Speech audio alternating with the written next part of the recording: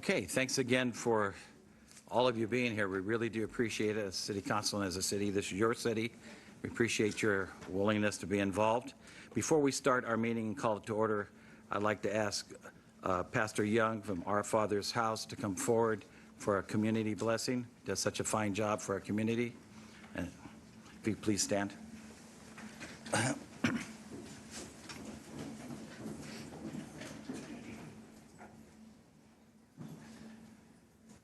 Heavenly Father, Creator of heaven and earth, in the mighty name of Jesus, your only begotten Son, we come before you this evening in gratitude for the privilege and the honor to be able to pray over our city and all of our officials.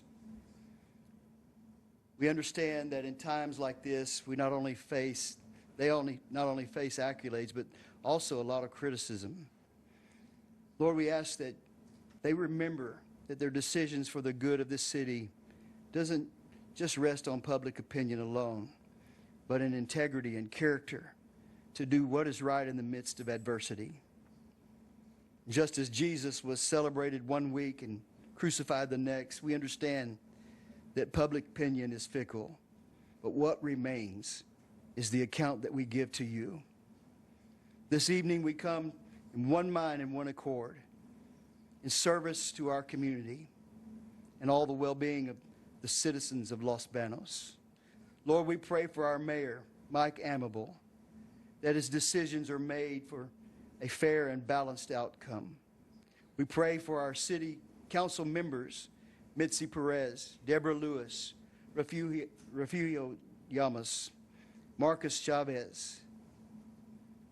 May they serve with humility and attention the citizens of this city, making right and physically sound decisions for our overall betterment. We lift up all our city employees, that they are guided and provided by you, Lord.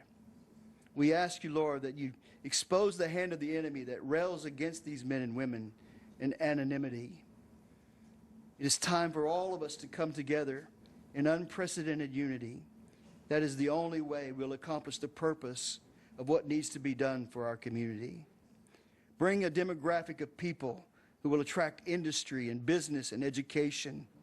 We call from the north, south, east, and west those to come that are ordained to bring these changes and provisions needed. We pray for our police chief, Ray Reyna, our fire chief, Paul Tuala, that they lead their staff safely and fairly, and that you keep your hand upon them as they protect the citizens of our city. We thank you for your blessings to all of us. May we continue to live in peace, loving each other, and working towards what is best for our community. We ask this all in the matchless name of our Lord and Savior, Jesus Christ. Amen. Amen. Thank you all. Thank you, Pastor.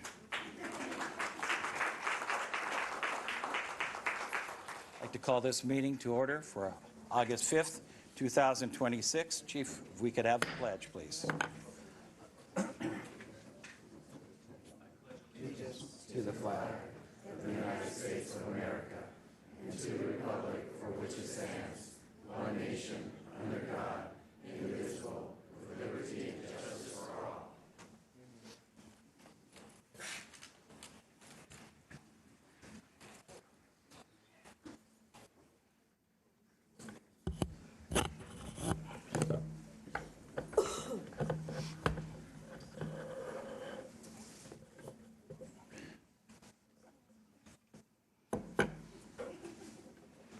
Okay.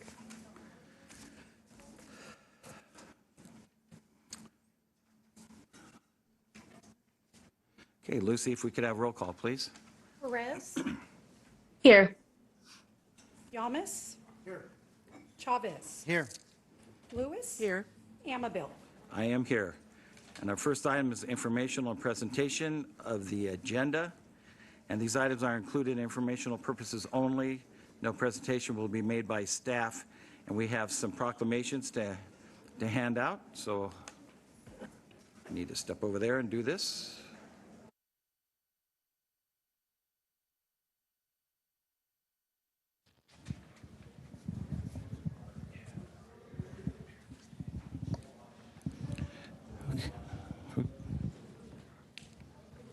Okay, Maria Phillips, you want to come forward, please? Hi. Maria does such an excellent job for our city and for our veterans. We really we appreciate her so much for all the hard work that is being done. And it's my honor, along with the City Council, to have this proclamation recognizing the American Hero Initiative. Whereas American Hero Initiative is a nonprofit organization dedicated to empowering the disabled veterans by helping remove barriers to safe and independent living through financial assistance for essential home and automobile repair. And whereas the organization works to enhance the dignity, quality of life, safety, and well-being of veterans with disabilities, ensuring that those who have served our nation receives support when facing unexpected hardship. And whereas on July 5th, 2026, the American Hero Initiative, hosted by the Community Celebration and Fundraiser in the Los Banos, that brought together residents, veterans, families, sponsors, volunteers, and community partners in the recognition of their sacrifices made by our nation's heroes. And whereas the event recognized local veterans, raised awareness of their challenges many disabled veterans face, and generated support for programs that provide critical assistance with home and vehicle repair that directly impact health, safety, mobility, and independence. And whereas the dedication and compassion demonstrated by the American Hero Initiative exemplifies the highest ideals of community service and reflects a steadfast community by ensuring that no veterans is overlooked when help is needed most. And whereas the City of Los Banos is proud to recognize the organization whose efforts strengthen our community, honor our military service, and provide meaningful assistance to those who have sacrificed for our freedom. Now, therefore, be it proclaimed that I, Michael S. Amabil, and the City Council of the City of Los Banos do hereby extend our sincere gratitude and appreciation to Maria Phillips and the American Hero Initiative for the success of its July 5th, 2026 event and for its ongoing dedication by supporting our veterans and their families. Thank you so much for what you did. And I know our council member, Refugio Lamas, was a big part of it too. He helped out, and so we really appreciate everything you do. Thank you.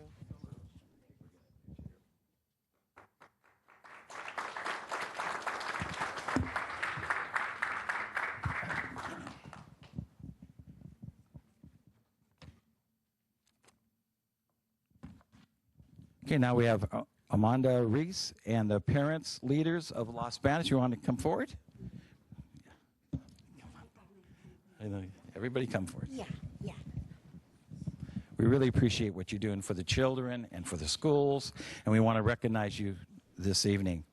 The proclamation recognizing the parents, leaders of Los Banos and PIQE. Whereas over 6 years of uninterrupted effort, the parent leaders of Los Banos, with the support of Parent Institute for Quality Education, has demonstrated that unity and perseverance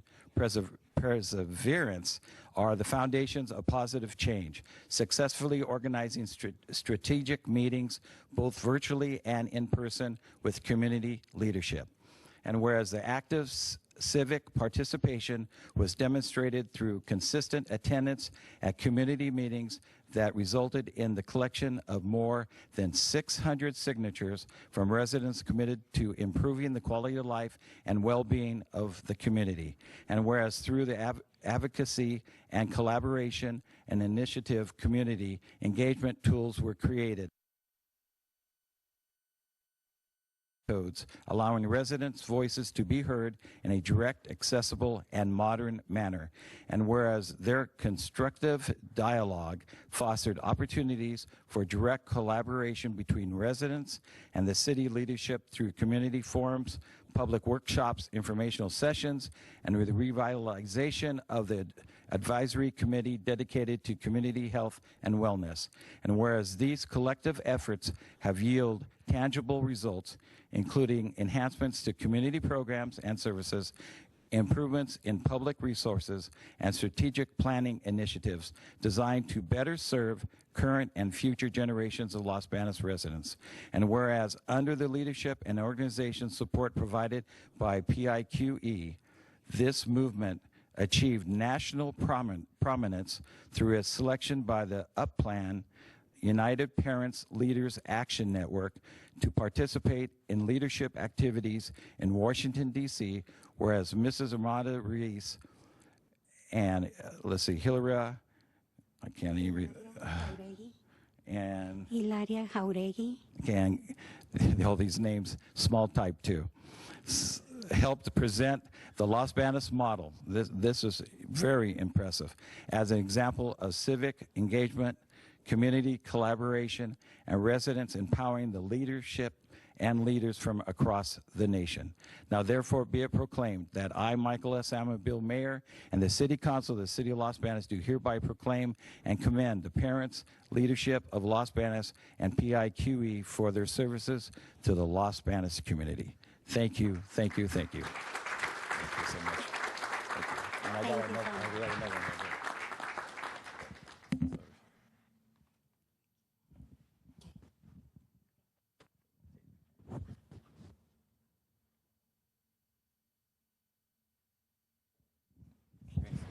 Thank you very much.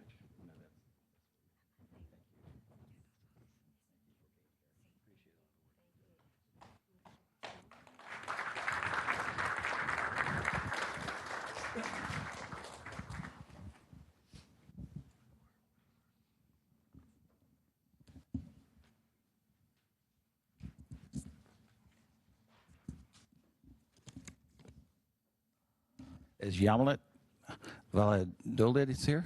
Yes.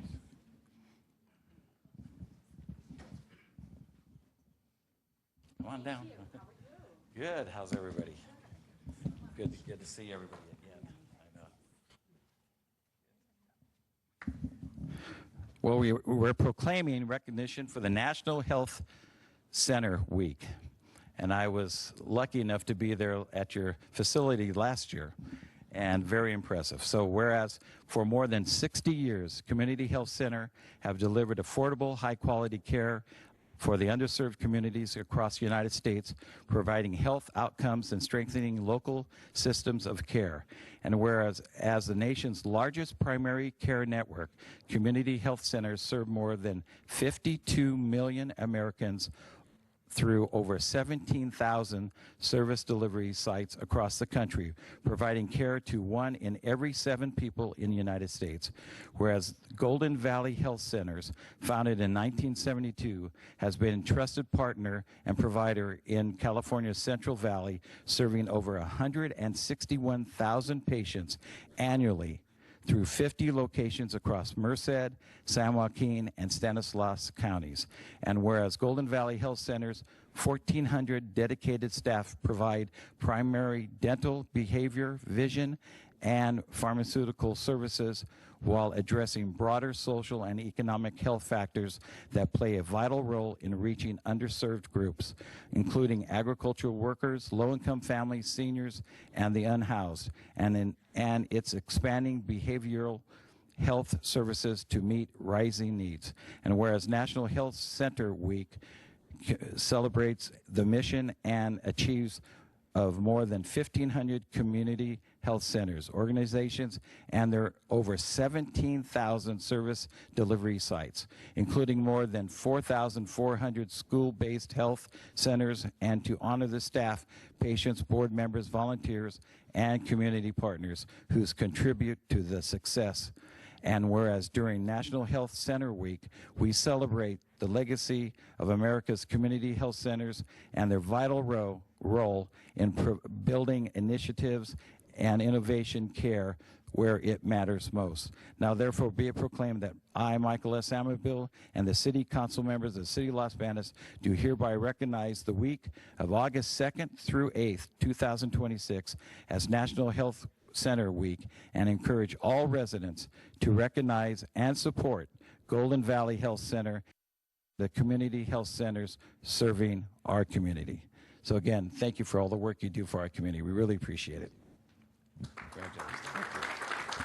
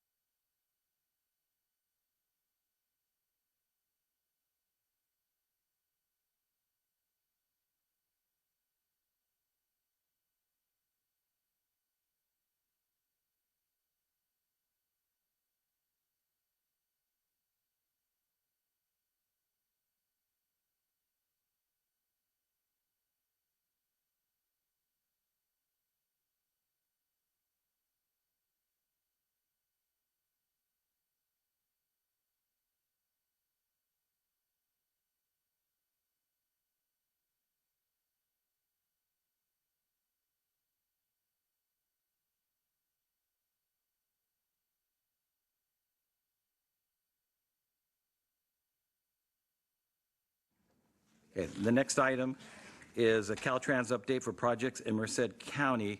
At our last MCAG meeting last month, Caltrans gave a very detailed update of what's coming around Las Banas, and I really thought it was important to tell our citizens what's going on. There have been a lot of questions about what's going on with the San Luis Dam and that project, and so we have asked for quite a bit of updates through the months, and we finally got one. So let's go ahead and go to the first slide. And you'll notice that Caltrans loves roundabouts. That's their new thing, so you're going to see a lot of those in your future. So this first slide is 165, our highway through town that goes north and south, and Vineyard Dove Street roundabout. This is a $6 million roundabout, will improve traffic circulation, create a better east-west connection on the north side of Las Banas. Construction is expected to begin in 2027, so that's coming around the corner, and will finish in 2028, pending relocation of the PG&E. There's some PG&E transportation lines that have to be taken place, that have to be moved, and if there's no problem with that, then that will go under that schedule of starting fall of 27. Okay, the next slide is a pavement project, and this is the one we really need in our town. This is a $34.8 million project. It will improve the pavement conditions and provide a smoother, safer drive along Highway 152 through Las Banas. The construction is scheduled to begin in fall of 27. It was actually supposed to start the fall of this year, and we just learned at our last meeting that they had some problems with getting some of the property from the owners, and so they delayed it a year. And this will go just about from Santa Fe grade almost all the way to the Merced College. So finally, that highway is going to be redone, and it'll be a beautiful highway. It's going to have a lot of bike lanes on it, all new driveways, some new sidewalks. Now the driveways aren't really are designed for ADA standards, so they're going to smooth the driveway out a little bit. So that will be starting in about a year, and that is almost $35 million project. Next slide is a pavement and pedestrian improvements, and this is to Highway 165. It is a $28.1 million project. It'll repair Highway 165, add bike lanes, and provide a new ADA-compliant pedestrian facilities. Construction is expected to begin in 2029 and continue through the winter of 2031. As you can see, they're pretty much going to redo all 165 through Las Banas and add those amenities like bike lanes and stuff, so it'll make it much more safer for our community. Okay, let's see. Let's go to the next slide. This is, let's see. This is the 165 anchor project. What is this? I don't want to. So this is a slide that shows areas including 165 pavement project, including Pacheco Boulevard and Overland Road intersections. These improvements are part of the $28.1 million project scheduled for construction in 29. And you can see that's the, you want to talk about that a little bit? There on that one section there. So this project's actually been in the works in 2022. Usually when there's an opportunity to do a pavement repair, we always want to take an opportunity to upgrade pedestrians and bicycle projects along the highway as well.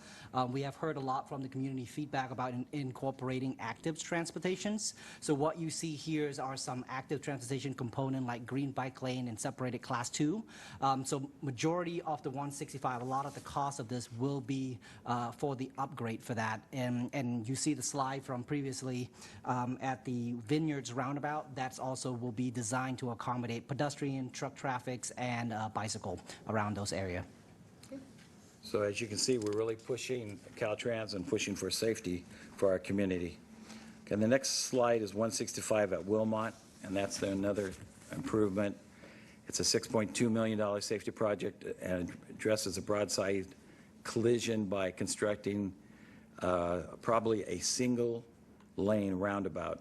There is a chance they'll do a signal there, but most likely they won't. And that construction is expected to start summer of 28 and end probably about 6, 7, 8 months later. So that's another roundabout you'll see coming through town.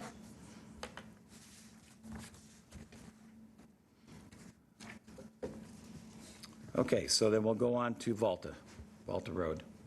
And we've talked about this a lot, and the county's been working on the Volta Road roundabout because a lot of the tomato traffic. So this is an $18.2 million roundabout on Highway 152 and Volta Road. It's intended to reduce the number of broadside collisions because there's been a lot of trucks turning left and cars hitting them. The thing about roundabouts is there's no more collisions. There are more scrapes. So you have to slow down to go around the roundabout, but you're not hitting anybody and just T-boning them. So that's a good thing. And this $18 million roundabout construction is scheduled for the spring of 28, and finish the summer of 29. They're hoping to have that finished before tomato season in 2029. Next slide is 152, and let's see, this is Volta again. So if you look at this, they're going to, that checkered, they're actually going to reroute the highway in that checkered area there. So there'll be, while they're building the roundabout, the cars will go to the south side of the highway there, both lanes, and will not be impacted by the construction. So that's going to be good. Okay, next slide. This one we've gotten many comments about, and I understand we have a lot of commuters going over to the Bay Area, and at first Caltrans said they were going to probably for a couple of years it was going to go down to a 2-lane road. And as you know, if any of you travel that highway, especially at certain times of the day, it's already backed up with 4 lanes. So we've been, as a city, we've really been talking to Caltrans a lot about it, and we have some good news, if there can be some good news. The project is going to so they're raising the dam by 10 feet, and that area, as you can see where the water goes underneath the highway there, they have to raise that section of 152 by 10 feet. So they told us last week, a couple weeks ago at MCAG, that they're planning to raise the median 10 feet and then direct traffic to the median and 2 lanes. And then they'll then move traffic to the other 2 lanes and the median and build another lane, and so you'll always have 4 lanes. So they're going to use the median as 2 lanes and go back and forth. So it will not, have to slow down probably 35 or 40 miles an hour, but it's not going to be, you won't be hampered by only going to 2 lanes, because that would be a really bad backup. So that is good news on that. They have listened to the City of Los Banos and MCAG, so that was really good. And let's see, let's go to Interstate 5. So that shows right there the part. You probably all recognize that, been over it a million times with your car, and that's the section that's going to be raised. Okay, next slide is Interstate 5 is actually going, in Merced County, is going to be paved. I've complained that I think that section of I-5 was dedicated in 1972, and it really hasn't changed. And so this is a $94.8 million project. It'll improve pavement, and it'll fix a lot of the drainage, and that's on the highway. It'll upgrade safety devices, install new traffic management equipment along I-5. The construction is expected to start in summer of 29, and end in the summer of 32. So they're basically rehabbing the whole highway. And that's going to be pretty much from the beginning, from Fresno County all the way through, as you can see that, I can't see where it ends, but it's pretty much Gustine 140. Gustine 140, yeah. So it's going to end at Gustine 140. So it's a big section of I-5 that's going to be redone. Then let's go next slide. Next slide is the 140, 165. That's if you go north on 165 and you get to that four-way stop sign there, and that's where you cross 140. Used to be a blinking light a few years ago. So they're putting a roundabout there. It's a $10 million project. And again, it's for safety. And the construction will start. This is a total Caltrans project. Construction will start on that roundabout at 140 and 165 in 26, and it will be finished in 2 years. And the last one is 140, and that's the 140 and 165. That's what it'll actually look like, that last slide. So it's going to be a big roundabout, but it's basically that's a single lane, both directions, just like what the highway is now. So I thought I wanted to bring that forward because it was quite a lot of information, and we get a lot of questions about what's going on with the highways, and I just want to let you know that staff and City Council is consistently talking to Caltrans and trying to make our highways safer. So I appreciate you listening to that. And now we will move on to our public forum. At this time, we reserve members of the public who wish to address the City Council on items that is not on the agenda, because you will be allowed to speak on any agendized item when we reach it. So if you want to speak to the City Council on any item that is not on the agenda, that's in our jurisdiction, the City Council, you may come forward at this time, and you have 3 minutes to speak. And let's see, we appreciate you being here, and please, for the record, say your name, please. Hi, Amy Benias, District 4. Thank you. Los Banos has the highest percentage of super commuters of any city in California. According to the Public Policy Institute of California, 48% of our workforce commutes 90 minutes or more each way. 60% leave Merced County for work, and the average one-way commute is 54 minutes, more than double the national average.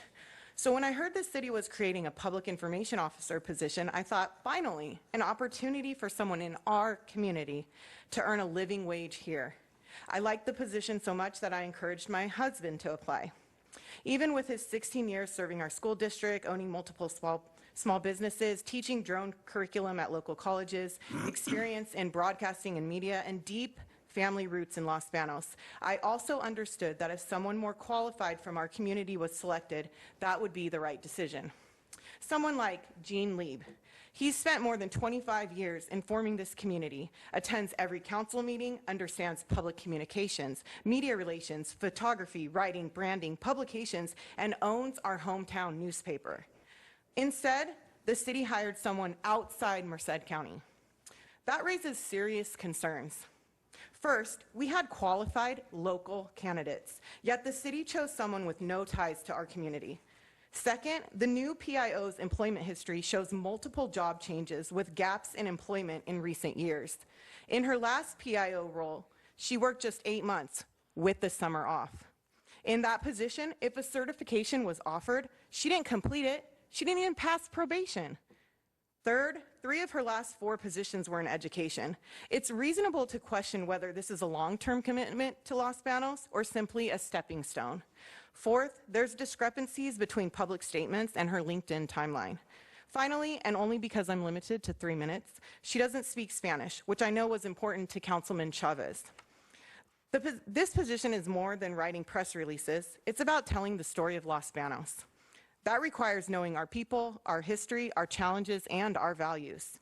If we're serious about investing in Los Banos, then we should start by investing in the people who have already invested their lives here. Thank you. Thank you for your comments. We appreciate it. Anyone else would like to speak? Come forward. Please state your name for the recorded record.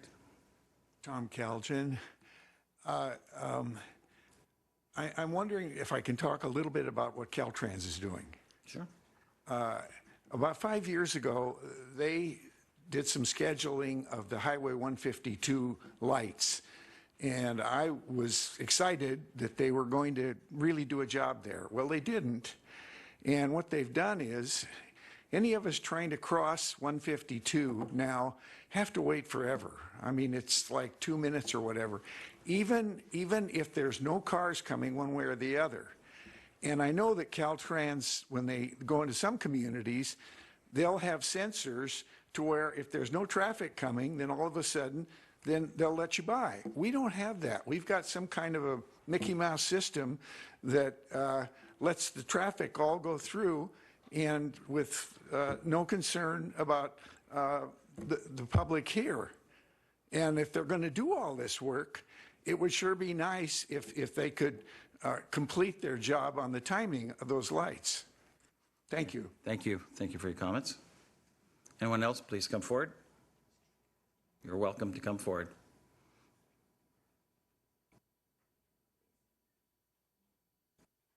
Okay, okay, we have to open up to Zoom. We have someone on Zoom, I think, right? So please state your name for the record, the recorded record. Yes, good afternoon, Mr. Mayor, council members. Erasmo Viveros here, resident of Los Banos. I'm commenting in regards to consent items H, I, and J. In regards to what the preference is given to local bidders, like Santos Ford. I do know there is a buffer there if there is a higher amount that they're charging. And so I just wanted to express my concerns about that, because that's a lot of money. Santos has employees, they have, mechanics, floor people, and all these other things that pay into our local economy. And so just keeping that in mind, that $250,000 is a lot of money that's going to another community. With that said, thank you. Thank you for your comments. Appreciate it. Anyone else? Las Banos Downtown Association. The purpose of the Las Banos Downtown Property and Business Improvement District is to enhance property values, support business retention and attraction, increase economic activity, and promote downtown Las Banos. This is the boundary of the PBID. It's bound by 5th Street as its western boundary, 7th Street as its eastern boundary, K Street as its southern boundary, and the alley just past I Street as its most northern boundary. The PBID generally includes parcels in the downtown. It's really the downtown core business district that's shown in that boundary map. And like I said, it serves 77 assessed parcels with 55 property owners. And with this annual report, no boundary changes are being proposed. Improvements and activities. The improvements to be provided by fiscal year 26-27 are consistent with the management district plan and continue to be executed by the district's owners association, which is the Las Banos Downtown Association. The proposed improvements and activities for fiscal year 26-27 include the following programs to be assessed parcels within its boundaries. First, it's maintenance and general security. Second is marketing and placemaking. And third is administration and operations. Maintenance and general security is intended to provide a cleaner, safer, and more attractive downtown environment for customers, tenants, visitors, and property owners.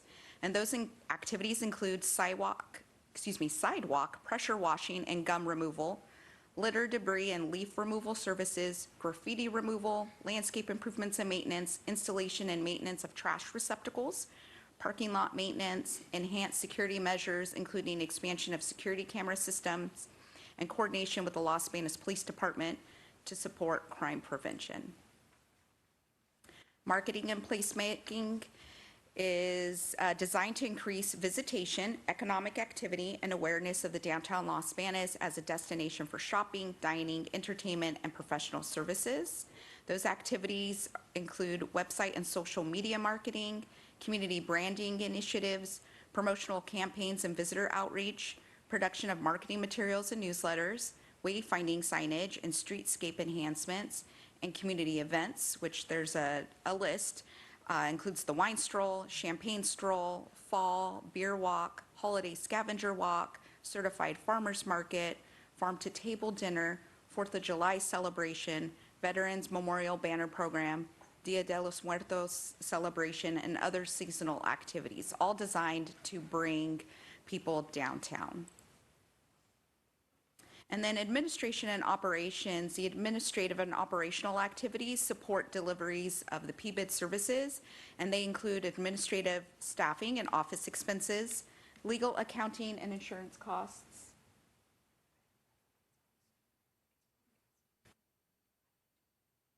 Okay. If it's not broadcasting on YouTube, do we need to stop? No, it's only a requirement that Zoom is working. Okay. Rent, utilities, and postage, and other operational expenses necessary to manage the district. So this is the breakdown of the budget. The initial year assessment, which started in 2025, was $176,047.76. And there's essentially three buckets. So that's the three different activities that have been designated within the management district plan. So 42.5% is for maintenance and general security. 42.5% is for marketing and placemaking, and then 15% of that total budget is for administration and operations. The Los Banos Downtown Association Board of Directors held a board meeting on July 16th and approved an increase of their budget for fiscal year 27, so that would be fiscal year 26-27, in the amount of $4,225.15. That equals a 2.4%. Within their management district plan, they are allowed a maximum of a 3% annual increase, but their board voted on 2.4% using the consumer price index of February, and then would be using February moving forward. And this would then give them a total fiscal year budget of $180,272.91.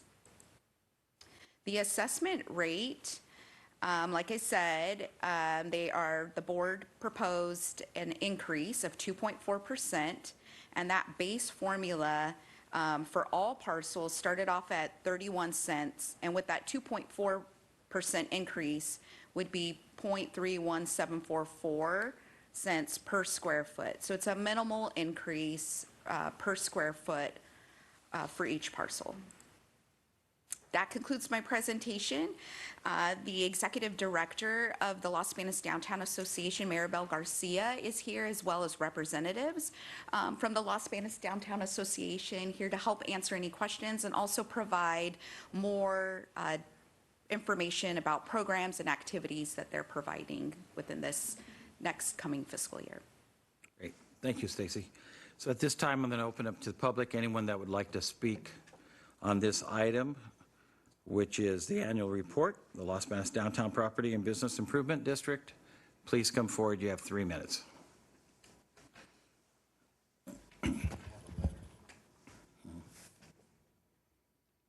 Okay, I know there is anyone on Zoom, or is there a letter?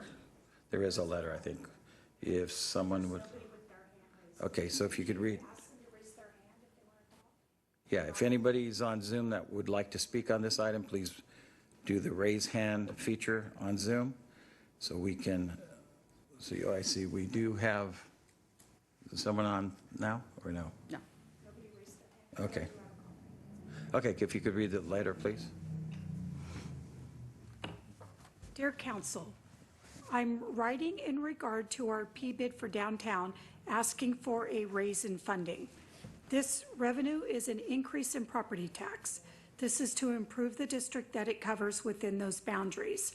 Our city is currently the major owner of property in this district, therefore the largest contributing entity and the deciding vote for how these funds are used. Of the $176,000 received, we contribute quite a bit.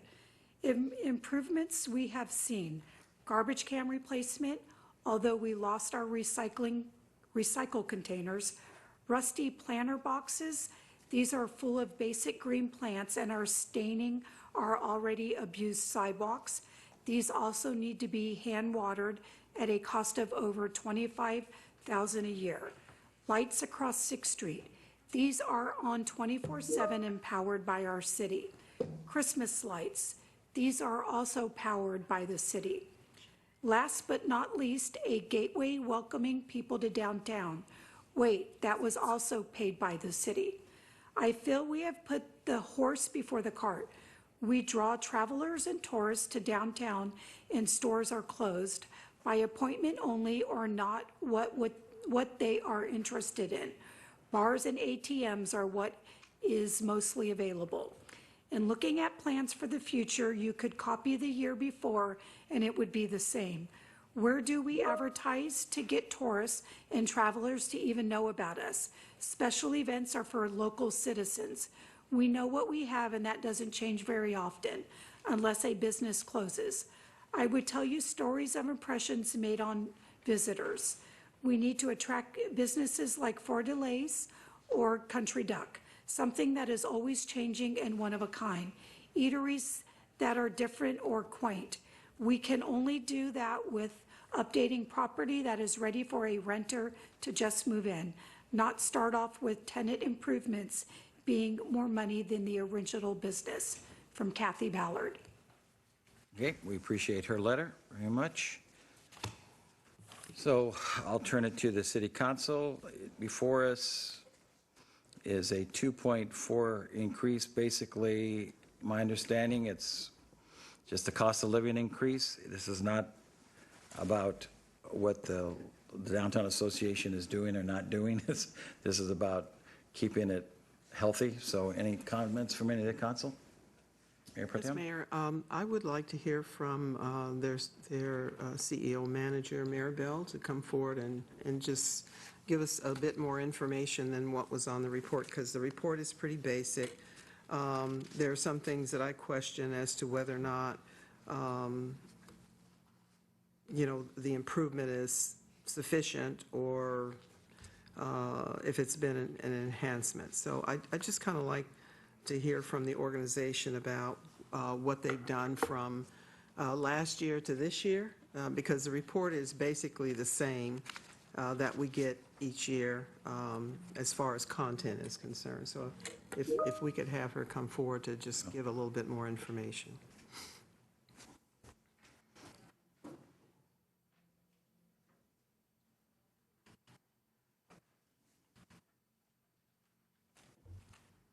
Thank you for being here.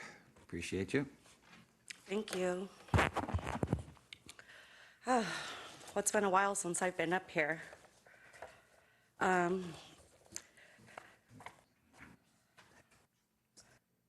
Overall, though, with that being said, I feel that we've accomplished a lot this year. I mean, if you really look at our annual report, I think it's, pretty amazing. Overall, we have added our seasonal walk that actually has really helped the businesses. They're really happy with the seasonal walk. It's not just, it's really for the businesses. Our downtown doesn't consist of just 5 businesses. Overall, it consists of so many more. And with that being said, even with our walks, we have several businesses that partake, over 20 businesses that really, that partake in all the foot traffic that we do create in our downtown. I think we have got some great feedback in regards to the seasonal walk. The reason we started the program really had to do with the PBID and helping out the businesses and bringing that foot traffic to the businesses and overall trying to, help them out with their revenue as well. And we do got Flor de Lis on board. We do have Kathleen on board. So we have Complete Wellness as well. She's a new member with us. So we're getting out there. K Street, Las Bianas Flower Shop's getting on board with us. So we do have a lot of businesses actually getting on board. But it's not just the seasonal walk. We did start the Veterans Banner program. So that's another great thing that we did. It's a great addition. As you see, our downtown does look amazing. The skyscape lighting, actually, it's a huge enhancement. It was a project that we were in the works for a few years, so it did take a while for us to make it happen, but it did.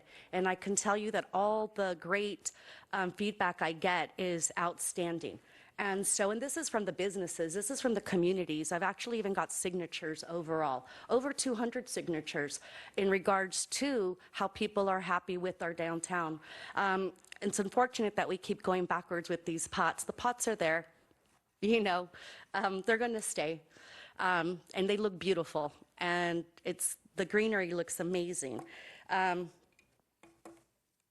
Sorry, need my glasses. We are looking to expand our security system as well. We've done walkthroughs with Chief Reyna. Overall, we do have every intent to expand our security system. Our music has also, we're working on the music, always trying to enhance that. We really do hear the businesses and what the businesses are saying overall, as well as the property owners. The property owners are extremely important, just like the business owners and the community. And that's all, you know, that's our focus, is the community overall with the property owners and the businesses. But we also have monument signs coming about, and that's not something that we've been talking so much about, but the monument signs are really happening within the next few months. We have 12 that have been approved. We're going to start off with the 9. We're starting off with, you know, the boundaries overall. They're going to be 6 on every corner, and then obviously on 6th Street. So that's coming about. We have several businesses that are extremely interested, and so, but it does take a little bit of time. I'm 1 employee, 7 board members. You know, I'm not a superwoman, but I try to be Wonder Woman. And I think overall, when you really look, we're going to be doing a Dia de los Muertos as well. I think that's extremely important. That really brings a lot of visitors to our downtown. We have our Oktoberfest that we're going to expand it as well, because we have a lot of people that want to partake. The businesses, we have vendors, we have many people, the community is the one asking for it. We are working on our website. We do realize that we have to update our website, and we are looking for someone to actually help us with our website. That's obviously extremely important. Well, when I look at our annual report, I think it looks amazing, but of course, I'm the one in it. And you're right, we need to attract more tourism. That we want to be, for me, it's international. That's the way I think. I have talked to many other board of directors from Fresno to San Jose, had meetings with them as well. We are, you know, trying to work in regards to working together and, you know, really seeing their ideas as well, how they work, how they move, because we want to bring that to our downtown as well. But I think overall,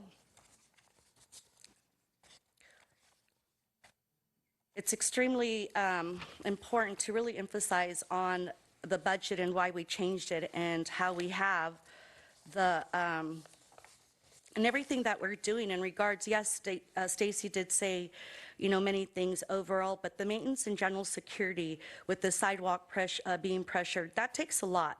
The graffiti removal as well, that's a process.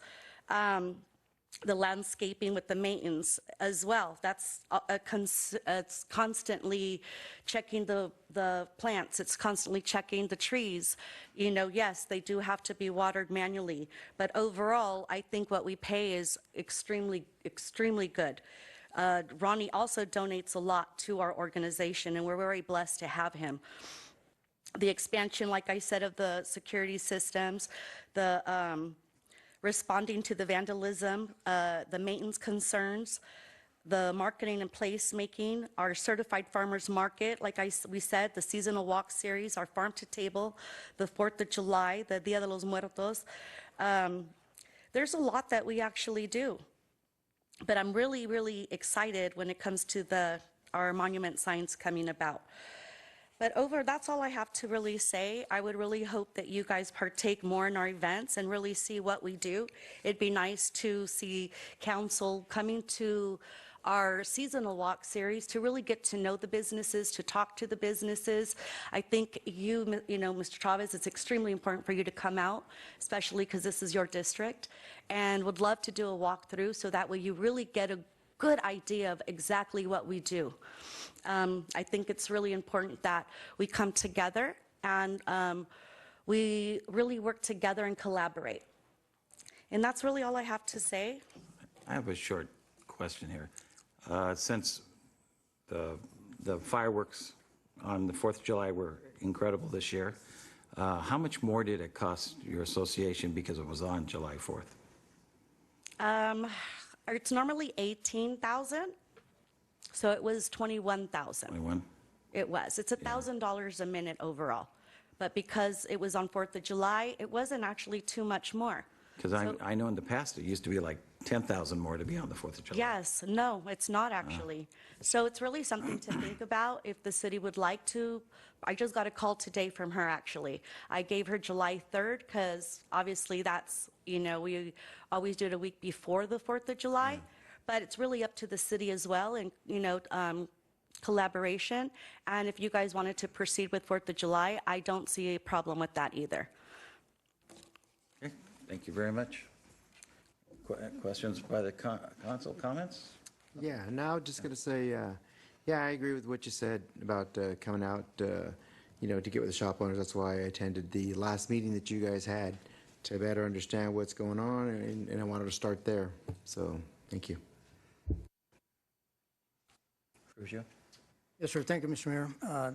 Thank you, Director Elms, and thank you, Director Garcia.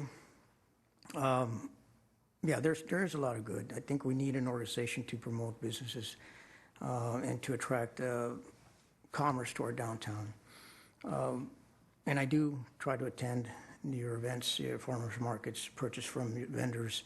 A lot of, I went to the one grocer that was there, very nice, Hispanic older couple, fantastic produce. And I do frequent the downtown area quite a bit. And in my visiting of the various shops, I do speak with the shop owners quite a bit. And again, it's not in my district, but it is in my city. And I think I have responsibility to go and speak with the shop owners, and in particular, because it was coming up here on the agenda today. And again, I have responsibility to voice the concerns and opinions of those individuals that I spoke with. And the folks are asking to see the benefit of the Downtown Association. And again, it's my responsibility to bring their concerns to light. They don't see a benefit to it. I've spoken with several shop owners. Now, again, they don't have a say in the, because they're not property owners per se. And I know that the increase is 2.4%, and you broke it down to, what was that, 31 point something something? Property owners are currently being assessed 31 cents, and now it's a little bit, it's a percentage up. Correct. It's a couple cents more. So, and I guess just as a general concern, is that the shop owners, and again, I'll bring this information to them, of the actual increase, is that their initial concern was that those costs are generally pushed down to the consumer because the rents go up, things like that. I know that may not be the case because of the marginal increase here, but their overall concern is that they're already struggling to maintain payroll, to maintain those profit margins, and increases are always a consideration for them, just because of our economy, our cost of delivering those goods. So, again, these are the concerns from some folks that I spoke with. And again, it's to provide the conversation so that you have a that information to make your decisions as you go forward, and what you bring to the table, and you can hopefully reach out to them and let them know, hey, these are the benefits of what we are doing. This is how it directly benefits you, and engage with them. Because again, I spoke with them, and they don't see the benefit of it. Now, I can understand the intent and the overall mission and the goal of what you're trying to do. It's taking some time, and hopefully we can get there. But again, this is part of the conversation to bring this to the table. Thank you, Mr. Mayor. Thank you. So before us is a basically cost of doing business increase. Actually, 2.4 in my eyes is pretty low. If you would have taken, that was for March? That was February CPI. You would have taken April and May, it probably would have been closer to 4%. Yes. So anyway, this is a routine cost of living so they can continue to do their business, because we all know costs have gone up. So with that, I'll entertain a motion from, oh, yeah, you have another comment? Thank you. Okay. Thank you, Mayor. I'm not seeing that. Yeah, I guess the comment that I would like to make is the Downtown Association on the PBID side is supposed to benefit the business owners and help raise the value of their business, to encourage, hopefully, more businesses to come in. As a city council member, I can only speak for myself. I would like to see a variety of what we have in our downtown. We've talked about more restaurants of various types down there, businesses that are going to bring the community down into the downtown area. We have a few that are like that now, but we've got a lot of work that needs to be done on I Street.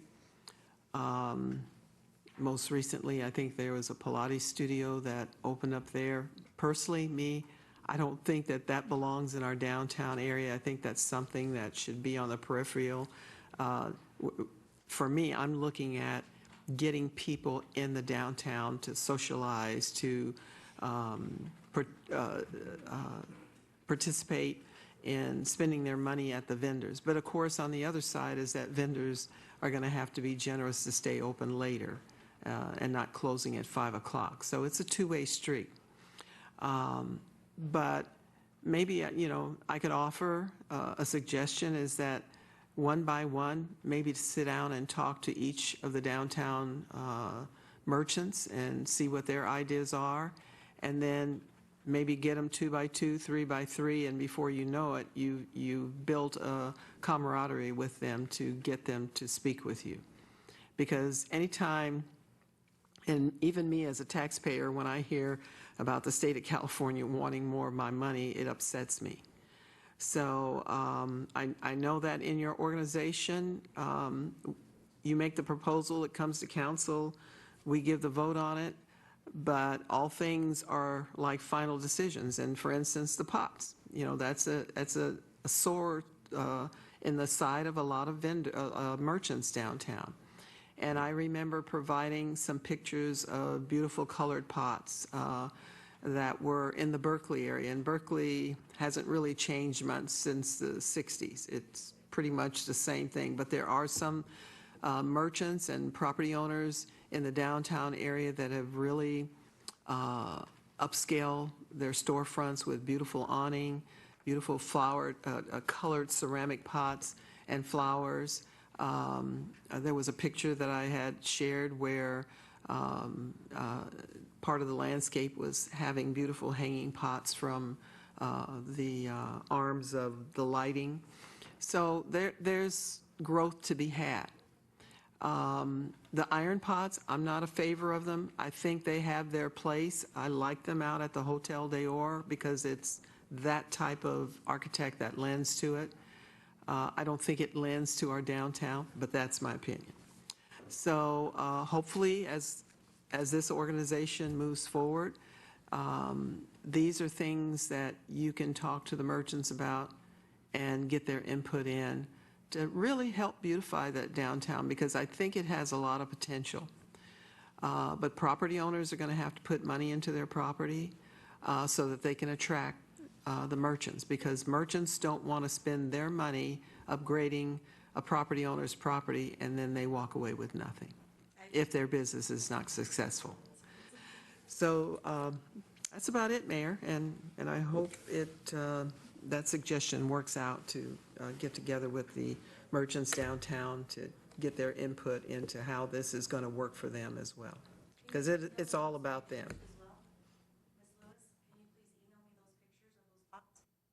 I will.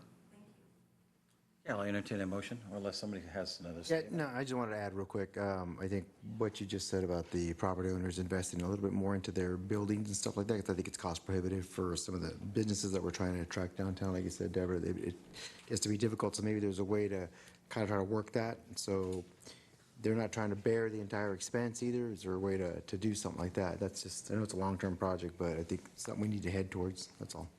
Thank you. Mr. Mayor, I Yes. just had one last question. Okay. What is the city's contribution to the PBID in terms of dollar amount?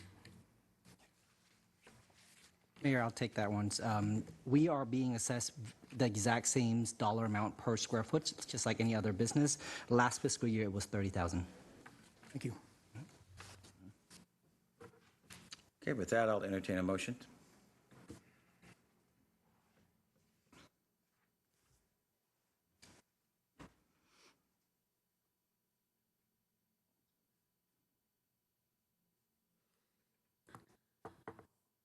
I'll go ahead and make a motion to adopt City Council Resolution 7133, approving the fiscal year 26-27 annual report for the Los Banos Downtown Property Business Improvement Plan.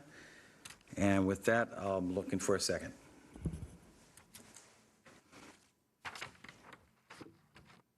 Yeah, I'll second that. Okay, we have a motion by Amabil, second by Chavez. Questions or comments? Again, I this have a is... quick comment. Okay, oh, yes, okay. Betsy, go ahead.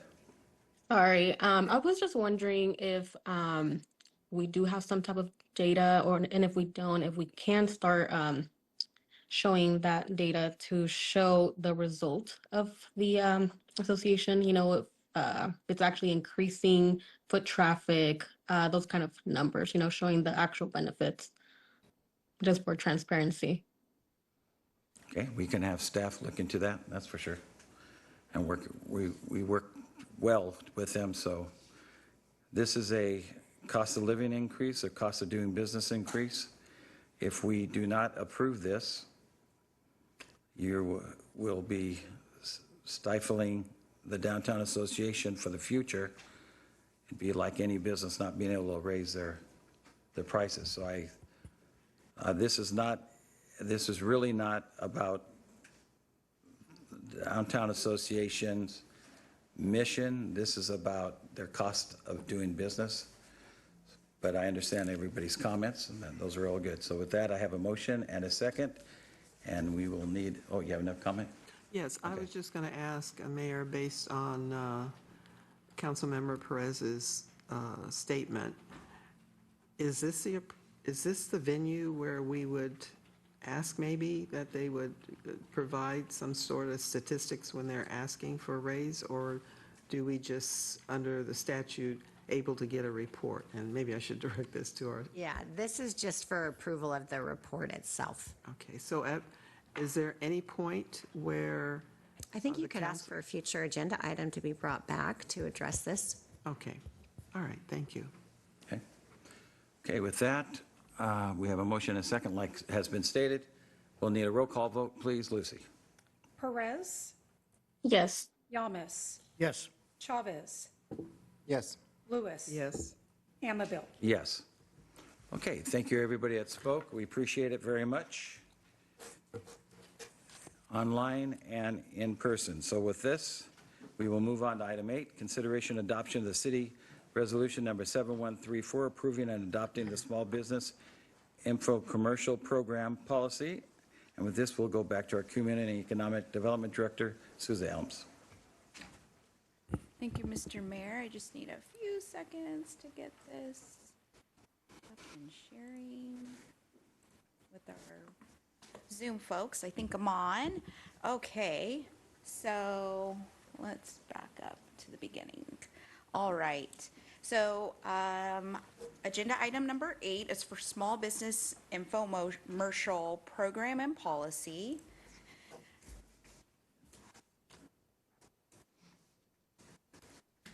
All right. Okay, there we go. Thank you, Minnie. This program is designed to enhance our Shop Smart Support Local campaign that was initiated by our finance director, Miss Minnie Moreno, and has been continued with the Community and Economic Development Department. And so we launched a pilot program in September with commercial infomercials for businesses, small businesses. Several local businesses were featured, and we did receive positive feedback from those businesses, and it encourages residents to shop locally. We do have some of those businesses here that have benefited from them, and if the mayor so chooses, we can allow them to speak at the end of this presentation about those benefits. The policy is to build on private success, provide consistency, establish clear rules, build on pilot success, establish clear rules, and support continued implementation. And so that pilot program was really to see if we had interest in the community, if it was a benefit, was really just to test the waters. And with the positive feedback that we received, we came back and spoke with our city manager to create a policy to move forward and to create a application process with criteria, a selection committee, and really formalize this infomercial process. So how the program will work, businesses would submit an application, their eligibility would be reviewed, there would be a subcommittee, which I'll talk about, that will score the applications. And then those applications, once they're approved, would be brought to the city council for review. And then video production at no cost would happen, and then it would be published on the city's social media. And then the business would also be allowed to share those videos on their platforms as well. Eligibility and selection. So the criteria is that the business has to be located in Los Banos. They have to have a valid business license with the city of Los Banos. They need to be in compliance with regulatory agencies, not just the city of Los Banos, but whether it's the health department or any other state agencies. They're going to be scored using a criteria that I'll talk about in the next couple slides. And then the selection will be limited by production capacity, which we're proposing 2 videos a month. The program administration, it'll be administered through the Community and Economic Development Department.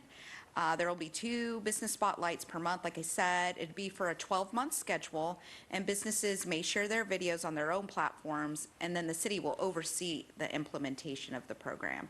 And if you can see some of these pictures, I really just incorporated snapshots from the pilot program that we received some positive feedback from. And so this one is from Sandoval Wood Creations and their jumpers, SWC jumpers. So the application process, the application would be a form that the business would fill out and submit to the Community and Economic Development Department. The selection committee would review the applications for eligibility and then would forward to the city council for review and approval. And then there would be an open period, which we're proposing that the application process would only be open for 60 days. We're really only going to be able to take about 24 businesses, 2 per month for 12 months. So with that limited amount of businesses that we'll be able to promote, we're just going to have a short application open period so that all businesses that are interested would be able to be scored all at the same time. The selection process, applications would be reviewed by a selection committee. It would consist of 1 city council member, 1 planning commission member, a member or a representative of the Los Banos Downtown Association, a representative from the Los Banos Chamber, and one Community and Economic Development Department staff member. The scoring criteria, there's a very detailed guide on the scoring criteria, but essentially it boils down to 8 criteria. 1, that it has community impact. 2, community economic contribution. Needs to have story and community character, marketing value, community engagement, application completeness, small business priority, and local ownership. And that scoring criteria, each one of those 8 categories is weighted. Some are 15 points, some are worth 10 points, depending on what we felt was most impactful. And that created the scoring criteria that we would be using as a guidance. So staff is recommending that the City Council would consider adopting resolution number 7134, approving and adopting the Small Business Infomercial Program Policy. And there are, like I said, representatives from some of our local businesses that have already had infomercials that I think would like to speak. Yeah. So at this time, I'd like to welcome anybody from the audience that would like to speak on this item.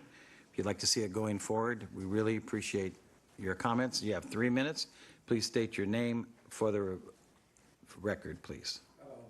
My name is Domingo Sandoval, and I'm owner of the Sandoval Wood Creation, SLBC Jumpers.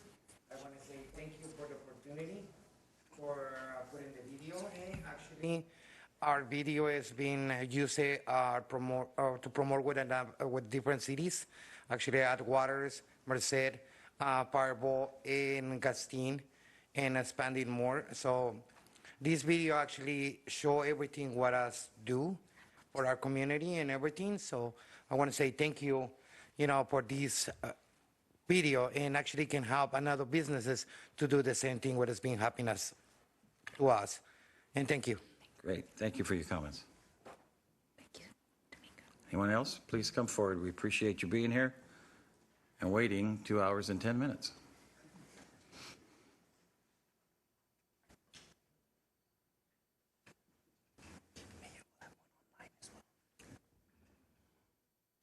Hi, good evening.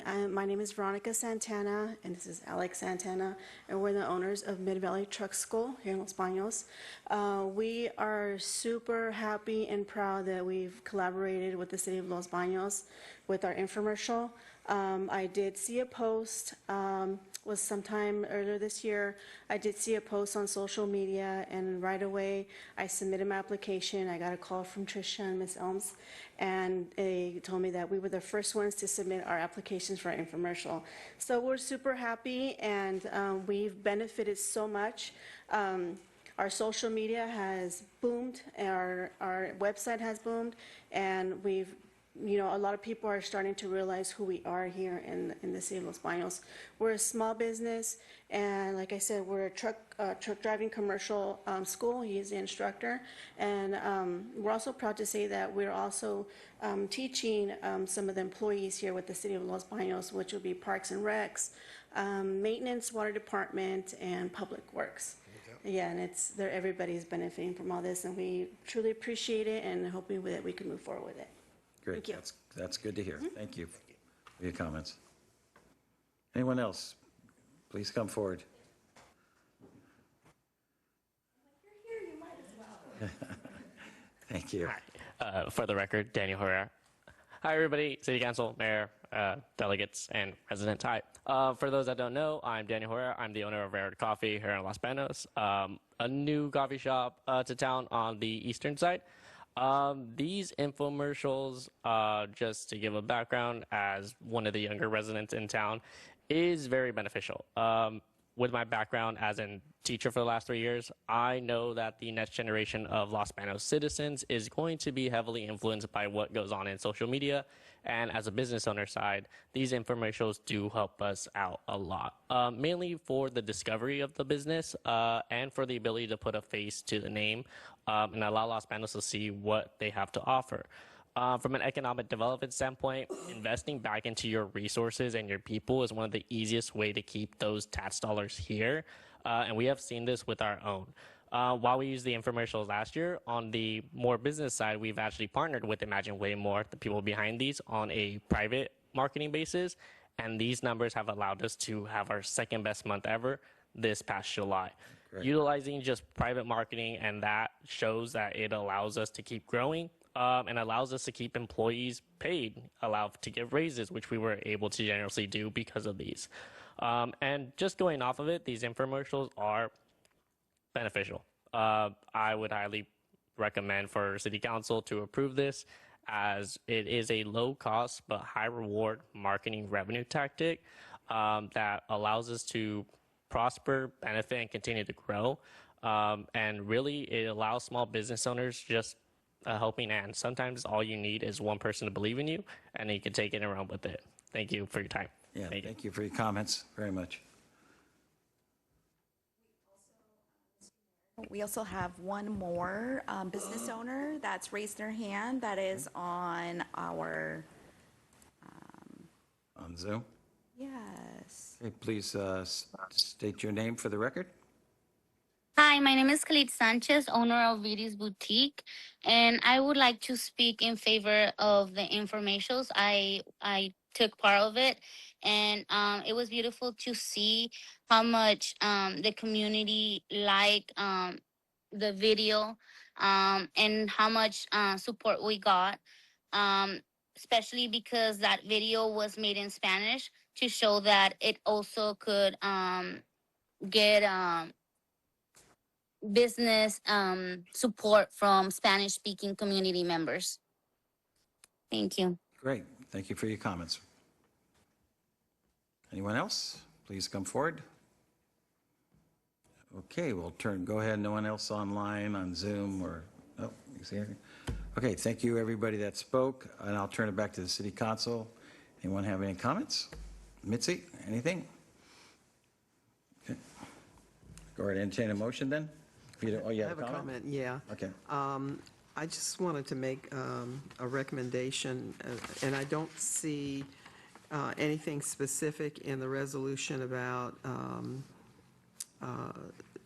being in the city limits of Los Banos. I only see it on the small business infomercial program policy, and under eligibility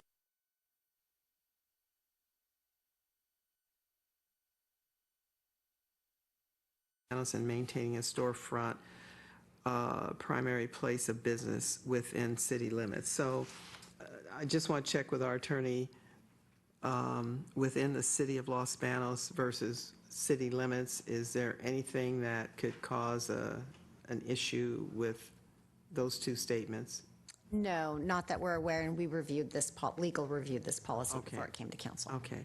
And the other one was the second bullet point.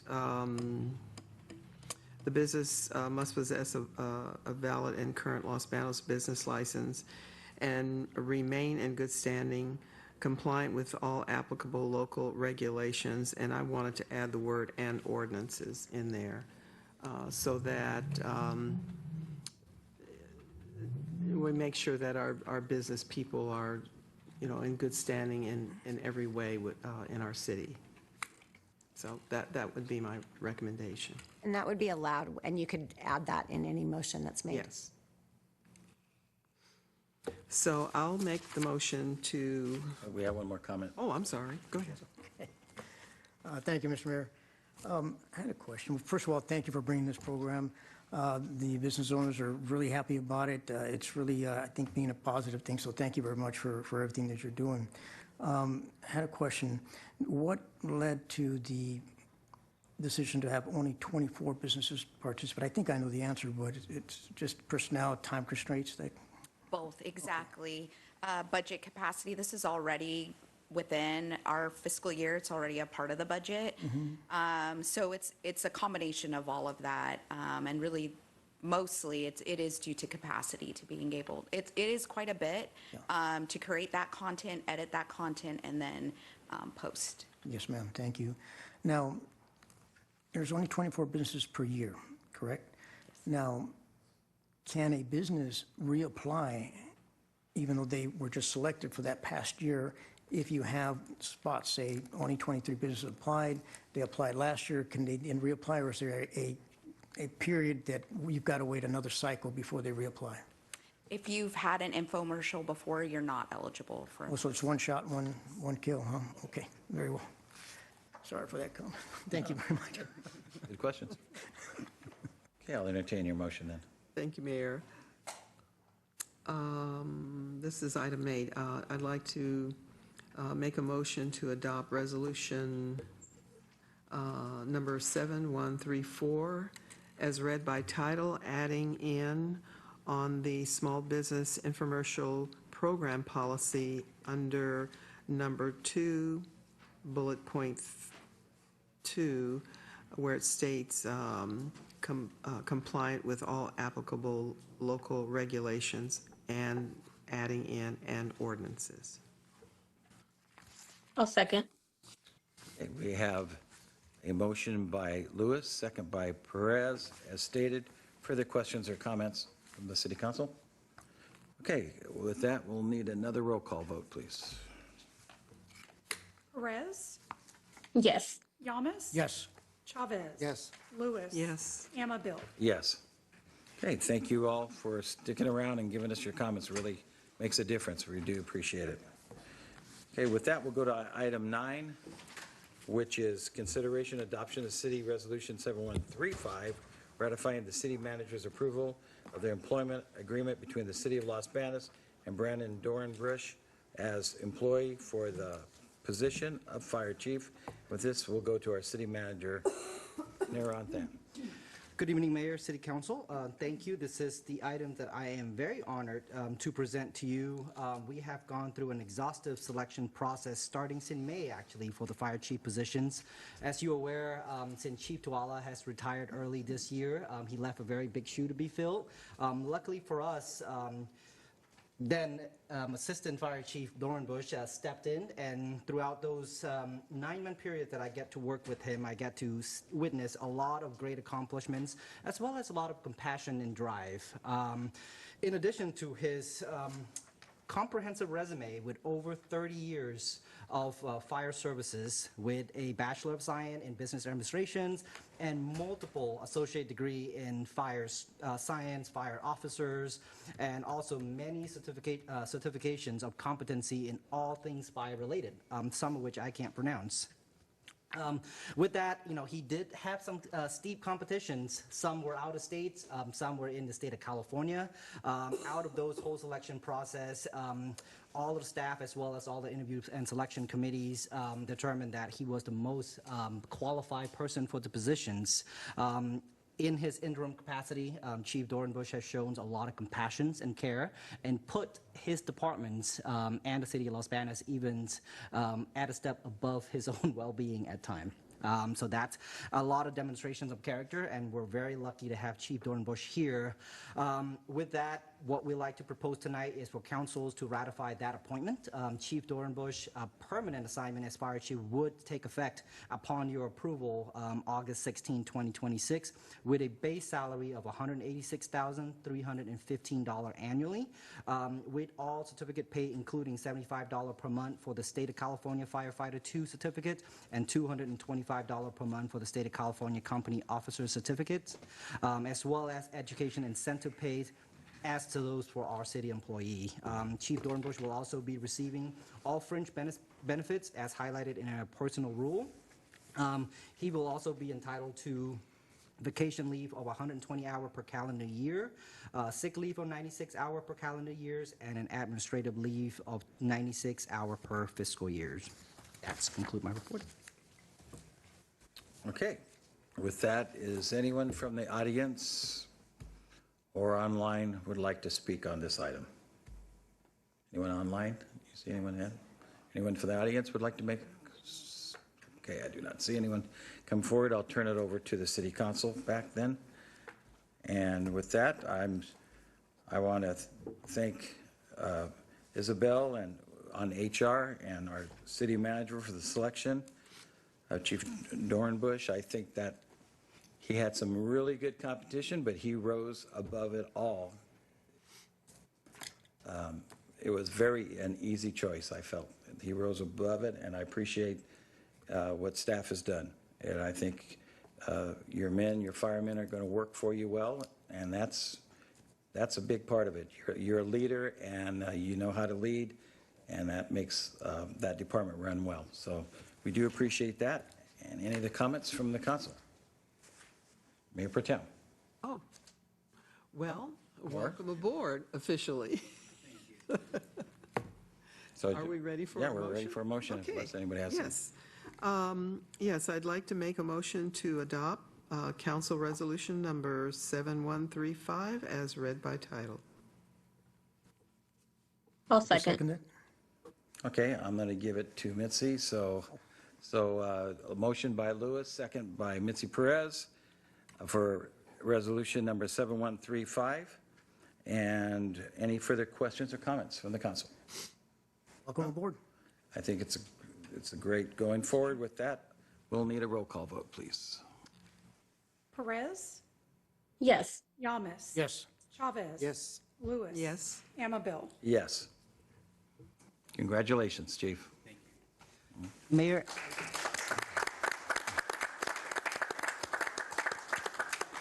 Mayor, if I may, as traditions, we do not tell our departments head that they have to provide a speech. So after every ratifications, it's been traditions that we ask our department head to give a little speech. So Chief Dornbush, I would love to put you on the spot. Put me on the spot. No, I consider this a true honor and a privilege to continue my service here in the city of Los Banos.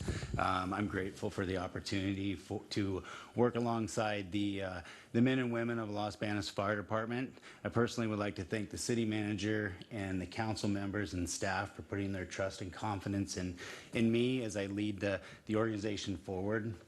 These are exciting times, and I'm excited to be that person selected to be able to do so. So I'm happy to be here, and I'm happy to help move this organization forward and work with everyone. Great. Thank you so much. And one last item, Mayor, we also have tradition within the police department and fire department that we do have a batch pinning ceremony. As much as he does not like for me to advertise it, we will be sending out a flyer and inviting the groups, our staff, as well as a member of the community to celebrate with us on August 21st. We'll post those publicly soon. Thank you, Mayor. Great. We'll look forward to that. Thank you all again. So with that, we'll go to our first public hearing. And our public hearing, you may challenge the proposed action as described herein in court. You may be limited to raising only those issues you or someone else raised at the public hearing described herein or in written correspondence delivered to the city at or prior to this public hearing. And our first public hearing is to receive public comment and consideration of accepting the military equipment use report pursuant to of the requirement of AB-481. And with this, we'll go to our city attorney, Mary Lerner. Thank you. Mayor, we have just a short PowerPoint, so Neron, can someone put it up there? And then do you have the? They'll have to do it manually. Okay. Tell them next slide. Okay. All right, so here we are, our military equipment annual report.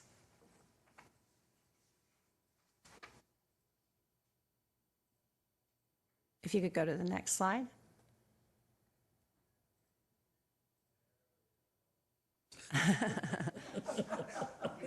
Thank you.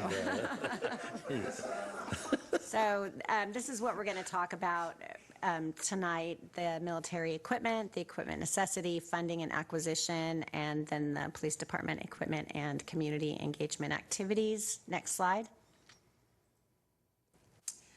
So on September 30, 2021, Governor Newsom signed policing reform legislation creating a public forum for the funding, acquisition, and use of military equipment. This law requires an annual report to council that must meet certain elements. The report attached to the agenda meets those elements. I'm going to go through each of those elements, but I also want to point out that this report will also appear on the police department webpage as well, and also prior reports are there. Next slide. So this talks about the fact that we have to do this annually. The law created 15 categories of items designated as military equipment. Specifically, the police department has equipment that meets 5 of these 15 categories. The first category is unmanned, remotely powered aerial or ground vehicles. Next, command and control vehicles that are either built or modified to facilitate the operational control and direction of public safety units. Next, specialized firearms and ammunition of less than .50 caliber, including firearms and accessories identified as assault weapons in Penal Code 30510 and 30515, with the exception of standard issue handguns. Next is munitions containing tear gas or OC, excluding standard service-issued handheld pepper spray. And the last is kinetic energy weapons and munitions. Within each of these categories in the report itself, it goes through the description, quantity, capabilities, and purchase cost, the purpose for the items, the authorized use, the expected lifespan, and the required fiscal impact. As far as acquisitions and fiscal impact, between July 2025 and July 2026, the police department acquired the following military equipment.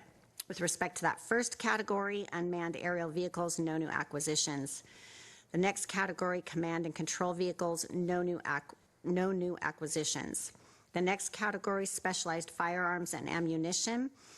The police department obtained a suppressor SKM. Those were $550 each. Ammunition, Arm Score 223, 62GR FMJ 1000 RD. A case is $460. There were 25 cases purchased for $11,500 total expended.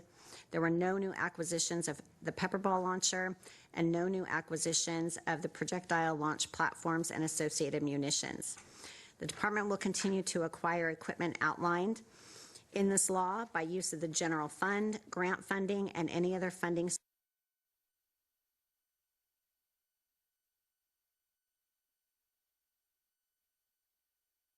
for future acquisitions are consistent with the itemized list contained in the report.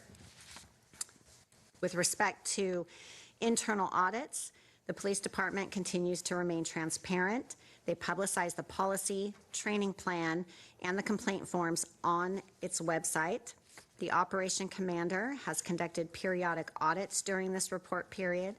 The audits have consisted of monitoring each reported use of force to determine if military equipment was used, as well as reviewing each public complaint to determine if there were any reported complaints or comments surrounding the use or acquisition of equipment identified as military equipment.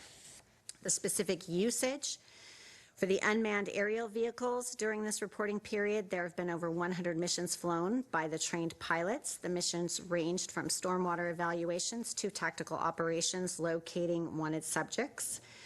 For the command and control vehicles during this reporting period, the mobile command post has been deployed roughly 4 times, ranging from providing remote command posts for critical incidents.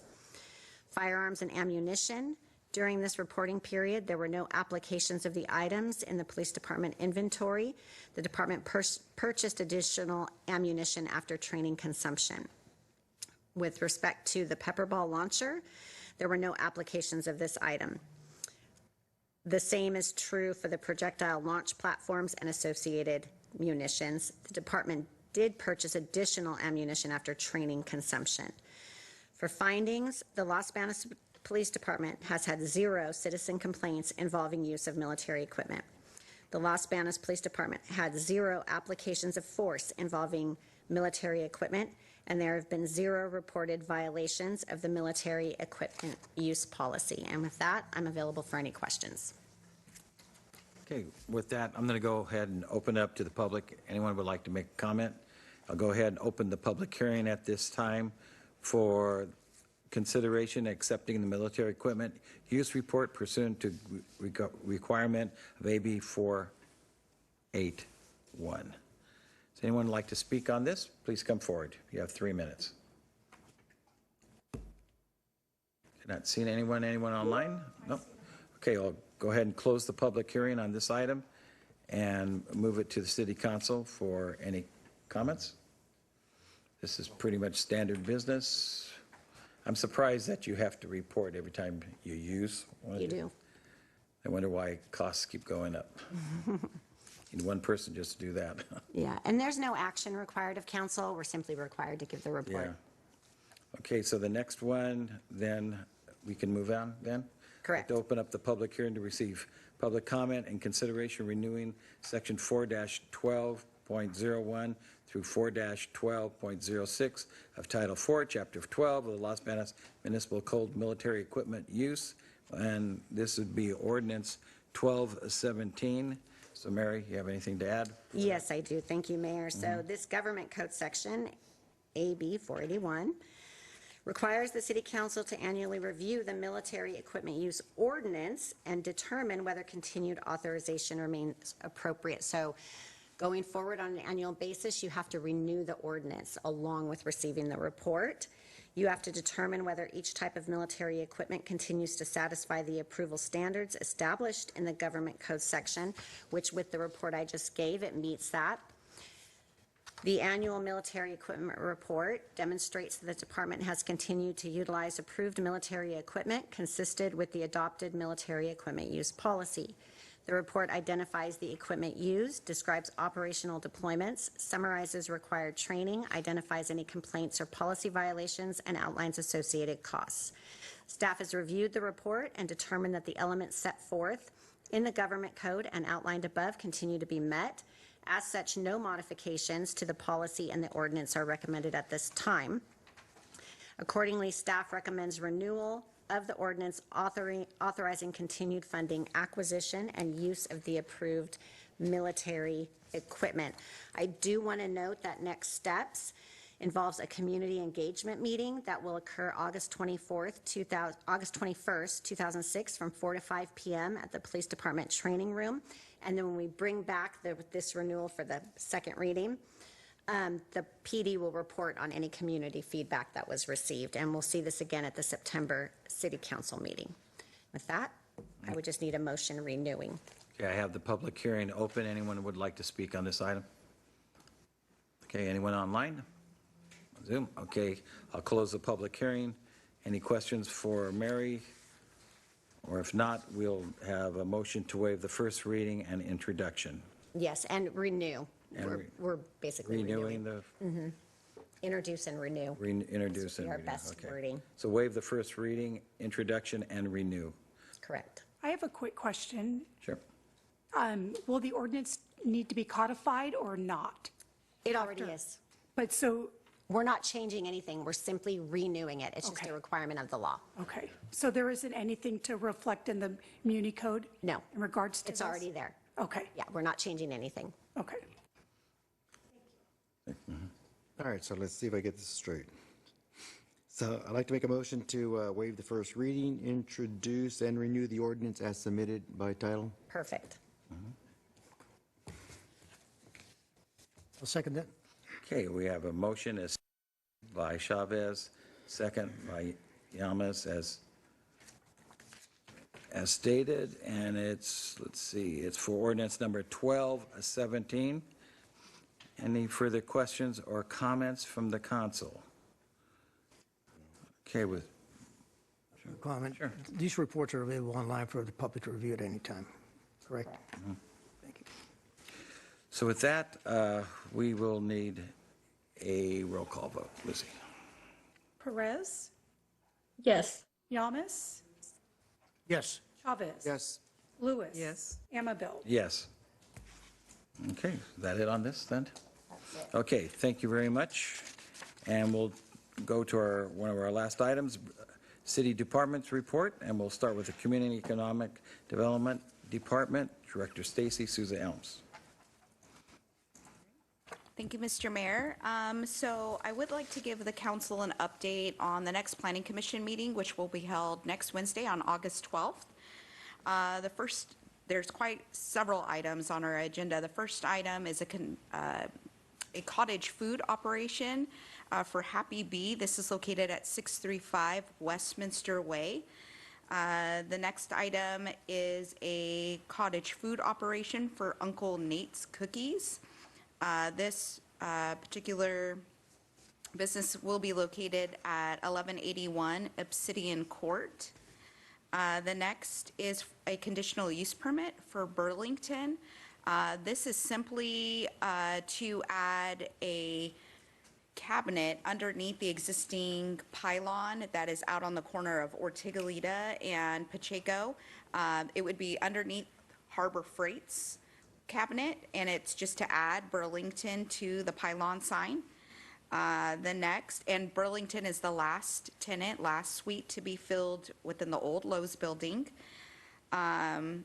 Next is a site plan review for the Parks and Recreation Department for shade sail structures at 2 city parks.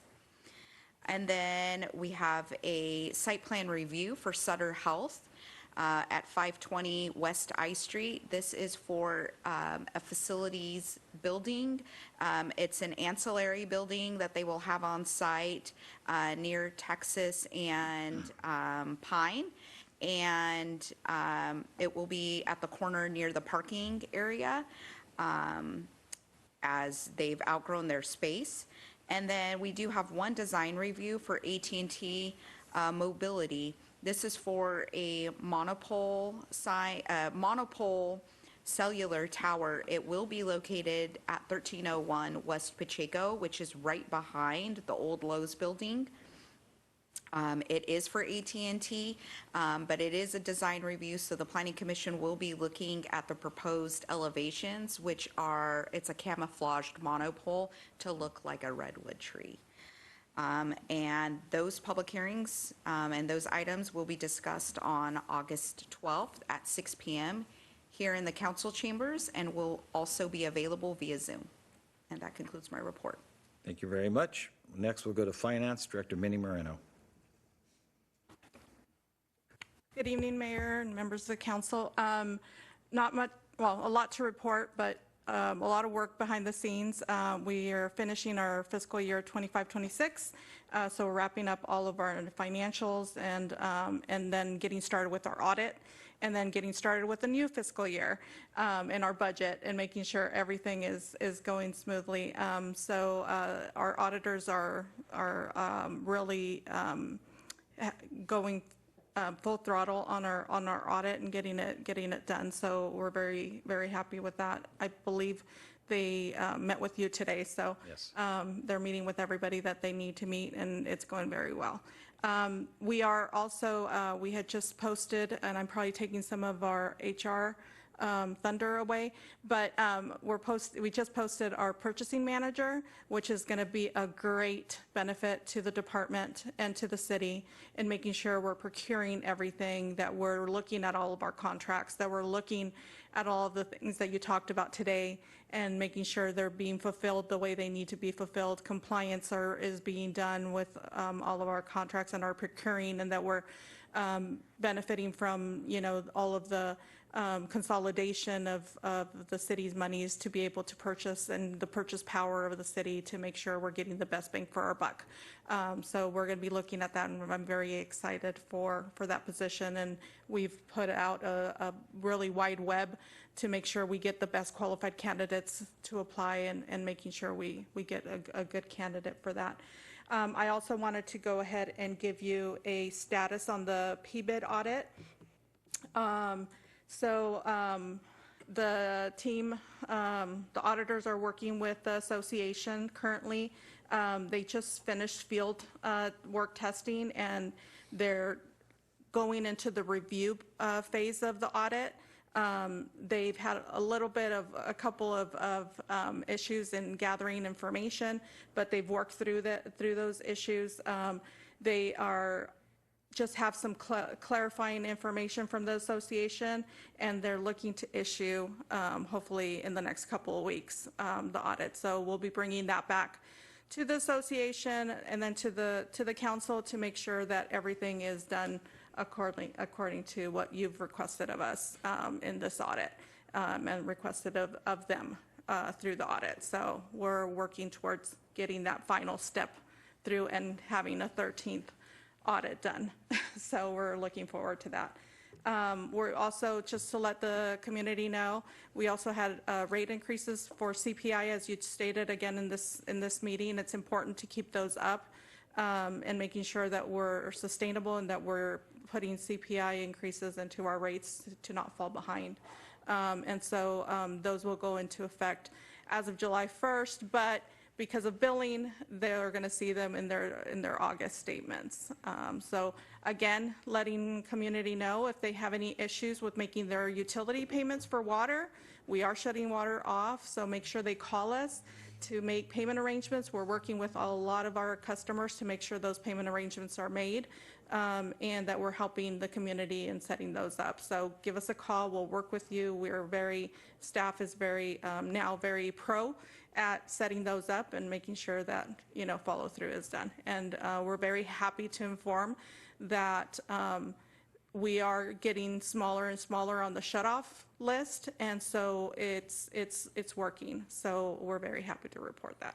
And that's it for me. Great. Thank you very much. Parks and Recreation Director Joe Heim. Hi, good evening. We released our latest recreation guide this week, so you can pick up a copy at the community center that updates all of our programs and city projects. Also wanted to invite everyone to our movie night in the park. We're playing Scooby-Doo on August 22nd at College Greens Park. That's 1815 Scripps Drive. I just wanted to give a shout out to First Five. They're sponsoring $750 to us. They've sponsored quite a bit over the years for our events as well. I also wanted to give a thank you to Rare Earth. They hosted a Parks and Rec Day on July 17th and ended up donating over $1,200 to program. So big thank you to them. Lastly, I also wanted to add that, of course, we opened the pickleball courts this last month, or since the last time we met. Those are packed, but I still encourage you guys to check it out. Obviously, with the heat, the mornings and the evenings are the time to go, but it's very cool to see in the evenings there's about 45 to 50 teens, mostly high schoolers, out there playing, and they play music and everything. It's a very cool atmosphere. So that's my report. Thank you. Thank you very much. Go on to Human Resources Director Isabel Carlos. Yes, Isabel? thank you, Mr. Mayor, members of the City Council. The HR department was very happy to support National Night Out, which happened yesterday, very successful, put out by the police department.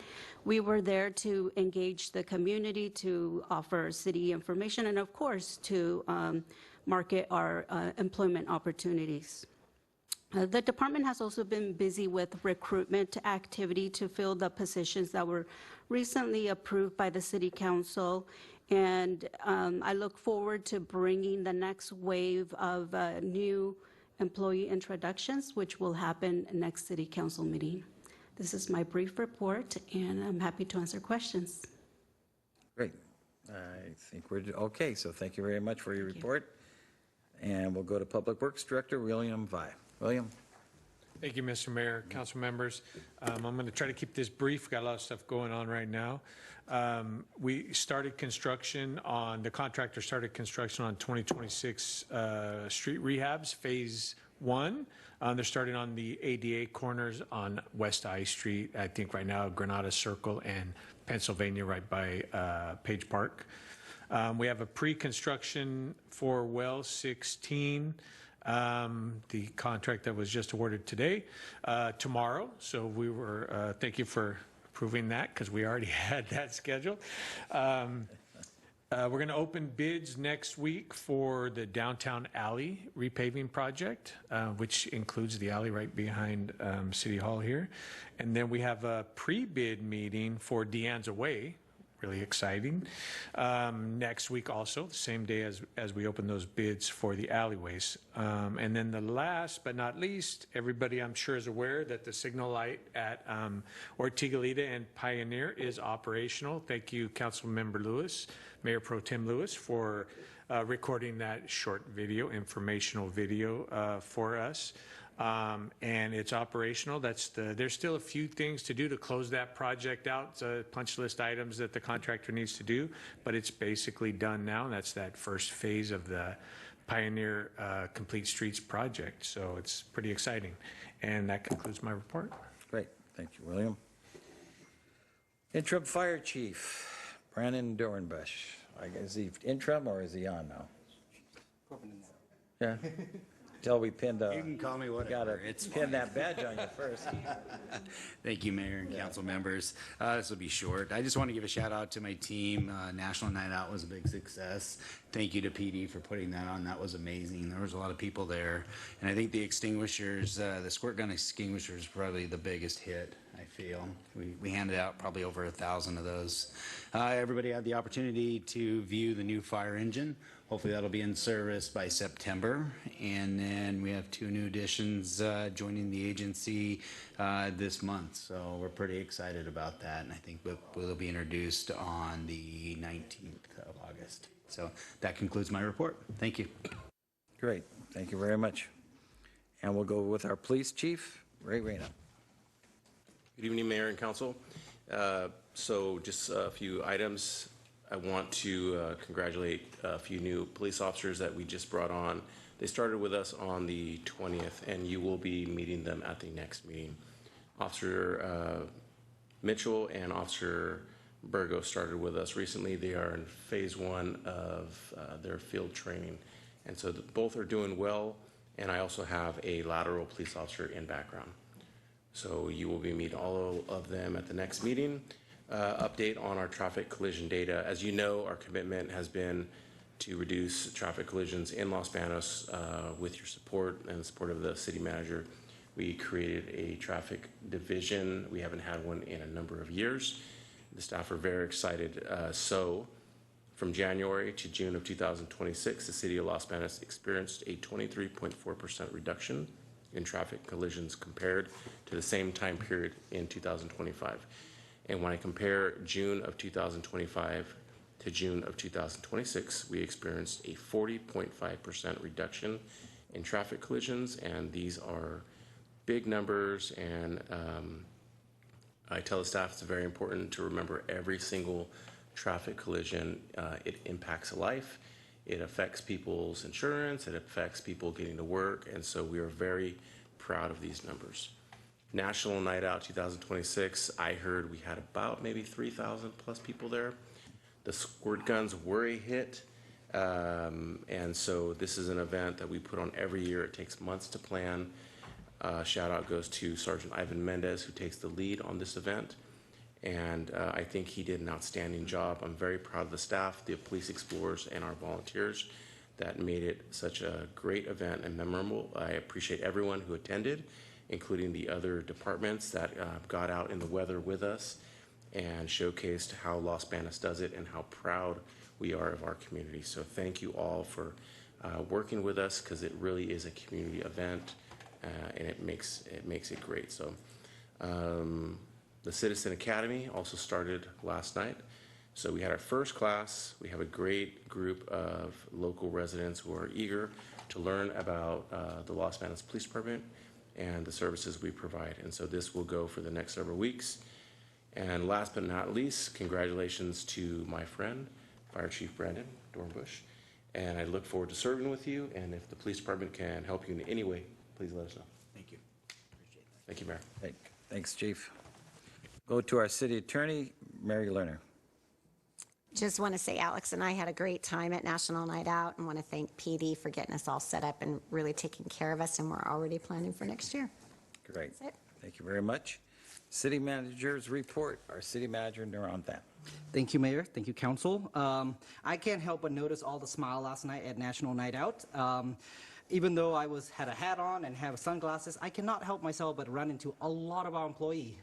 So, you know, again, seeing a lot of them having fun and also engage with our community was a very proud moment for our organizations that we will continue to engage with our residents. And I think that goes and speak volumes that out of the 220 employees, 178 of them, or 179 of them are local Los Banos residents. So just kind of put that out there a little bit. We're proud to hire local, and we're also proud to bring in talents and qualification from outside to make Los Banos a better place. Now, while tonight I will not be doing a formal introduction for Leah yet, we do have 18 new employees to introduce to you at next council meeting, so we look forward to that. Thank you, Mayor. Thank you, Niran.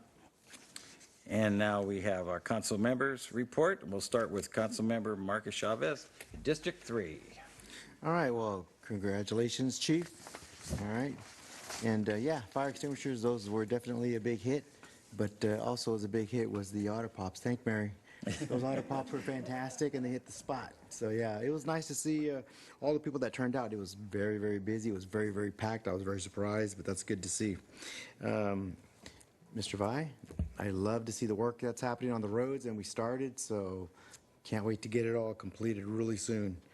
Let's see, and also just to remind people, this Saturday at the community center, Esmeralda Soria will be out with the backpack event, right, Joe? Is that this Saturday? I think she moved it to the fairgrounds. Oh, it's the fairgrounds? Yes. Okay, well, there you go, to the fairgrounds. See, that's how big it was. Yes. But yes. No. So anybody, if anybody wants to go out there, I encourage it, but that's it for today. Mayor, thank you. Great, thank you very much. Mayor Pro Tem Deborah Lewis, District 4. Thank you, Mayor, and congratulations to Fire Chief Dornbush, AKA Tuala. I thought that was pretty cute tonight. The fire hydrant water guns were great, and I got shot by your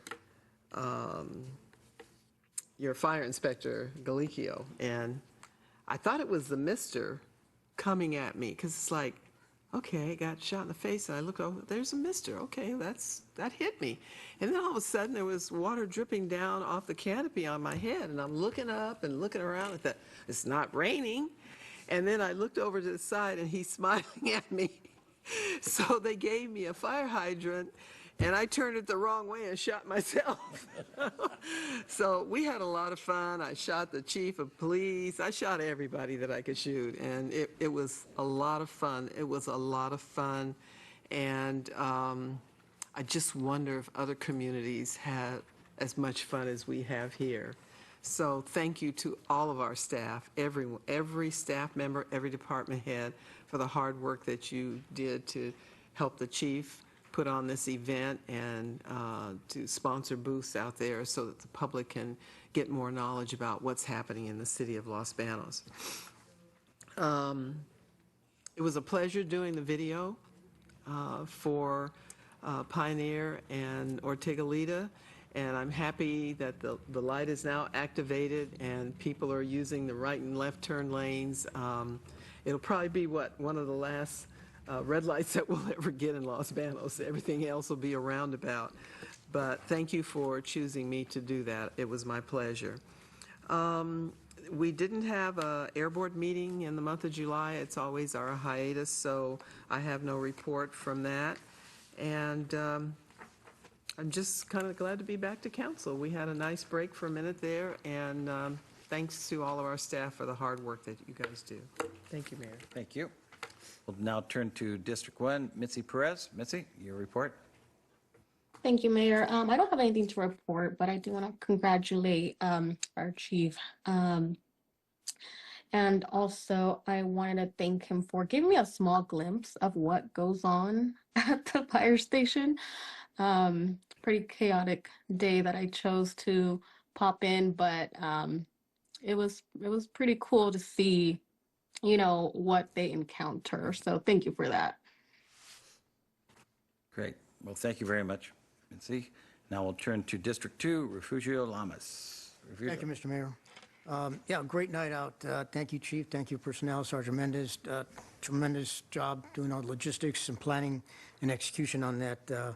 Again, want to thank also CHP, Probation, California Parks, Research Sheriff, et cetera, and our vendors that came out. And most of all, to our community to come out and support us the way they did. A lot of smiles, a lot of good times, and good food. As far as parks, community members are asking for more shade, as you know, so just want to put that out there. They also would like to see begin the process of talking about the aquatic center. Hopefully that's coming up in the next agenda items or two, so that they can be part of the process of selecting a site and all that. What we got here? Congratulations to the chief. Looking forward to your leadership, continued guidance as we look forward to opening up a new fire station, or maybe two down the road, and that operations center. So again, a lot of work to be done. I think you're the right man to do it, so congratulations. What else do we have? That's all I have. Thank you, Mr. Great. Mayor. And let's see, again, I know we've all said it, but I've been to a lot of National Night Out, and I was there before 6. I was really surprised how many people were there at 6 o'clock. Usually, they start coming in, so I believe you had 3,000 people. And I just want to state that everybody did enjoy spraying me with the water gun. I got sprayed from every angle. A lot of times I didn't know who was doing it, but so maybe, Chief, you could give pepper spray to combat the fire department water next year, and we really have a lot of fun. But maybe not. Huh? Yeah, you'll have to report that. Yeah, well, that's true on the 481. What Tom Calgin talked about with the Caltrans lights, that what he says has a lot of truth to it, and also the 11th Street light and the H Street light.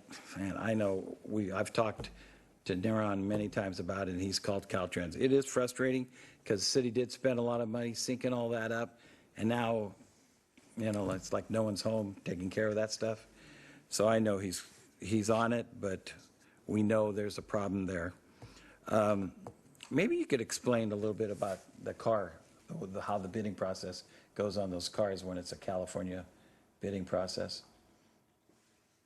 Sorry, or Mary, you know how to do that? Actually, Mayor, if I may, maybe at the next council meeting, because what we are doing, look, is at our entire purchasing policy. Yeah. That will allow us to comprehensively talk about it in an open agenda. Okay, item. perfect. Thank you. Yeah, that's a good idea. 'Cause I know our hands are tied on a lot of that stuff. So, okay, with that, and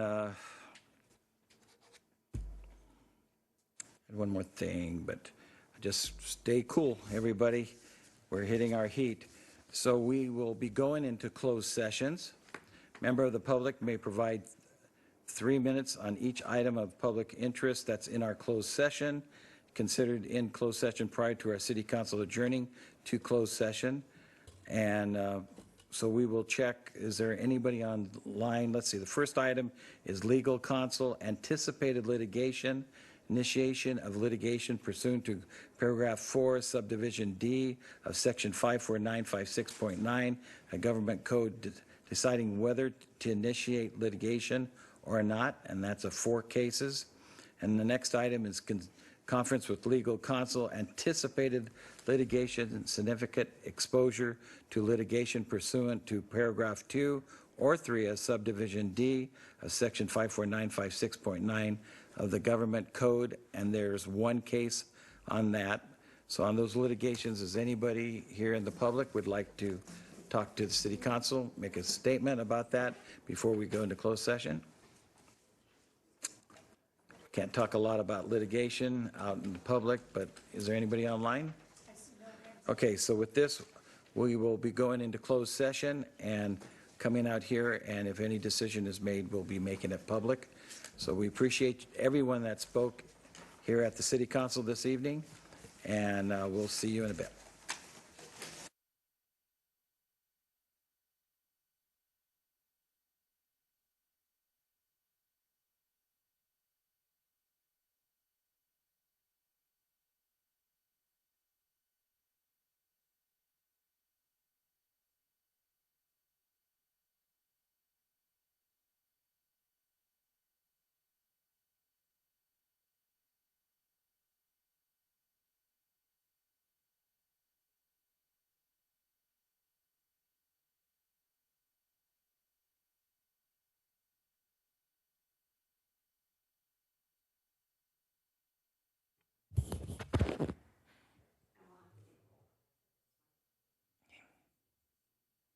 Abel, we're going to get started. I'm going to turn on the camera.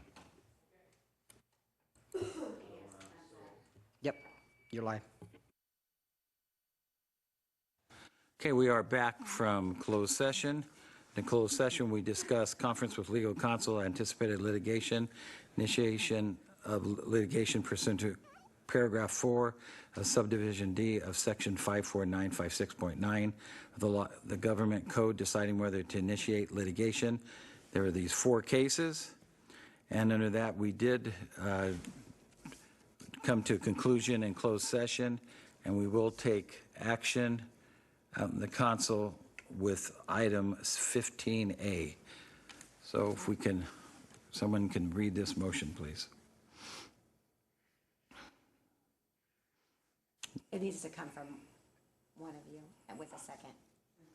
Oh, here. Let me- Okay, I'll go ahead and do it. I make a motion to authorize the initiation of litigation and the receivership process against the following owners and properties, all located in the city of Los Banos. First item is Rachel Thompson, 2257 Kennel Farm Lane. Second item is Majin Kala Leroy Farnham, Donald Thomas, 940 East Pacheco Boulevard. And the last item is Estate of Heirs of Bernard Gardner, 1036 Iowa Avenue and 640 West K Street. Do I have a second? Second that motion. Okay, we have a motion by Amabil, second by Lewis, as stated. Okay, so for a roll call, we will go with, I have everybody here. Councilmember Chavez is absent. Deborah Lewis, Yes. Mitzi Perez, Yes. Refugio Lamas, Yes. Mayor Amabil, yes. Next item is conference with legal counsel, anticipated litigation, significant exposure to litigation pursuant to paragraph 2 or 3 of subdivision D of section 54956.9 of the government code. This was one case. No decision was made in closed session, so no action will be, Nothing to report. nothing to report here tonight. So with that, I do again thank everybody who's joined us this evening and commented publicly, and we will see you at our next meeting. This meeting is adjourned. Thank you, Mary.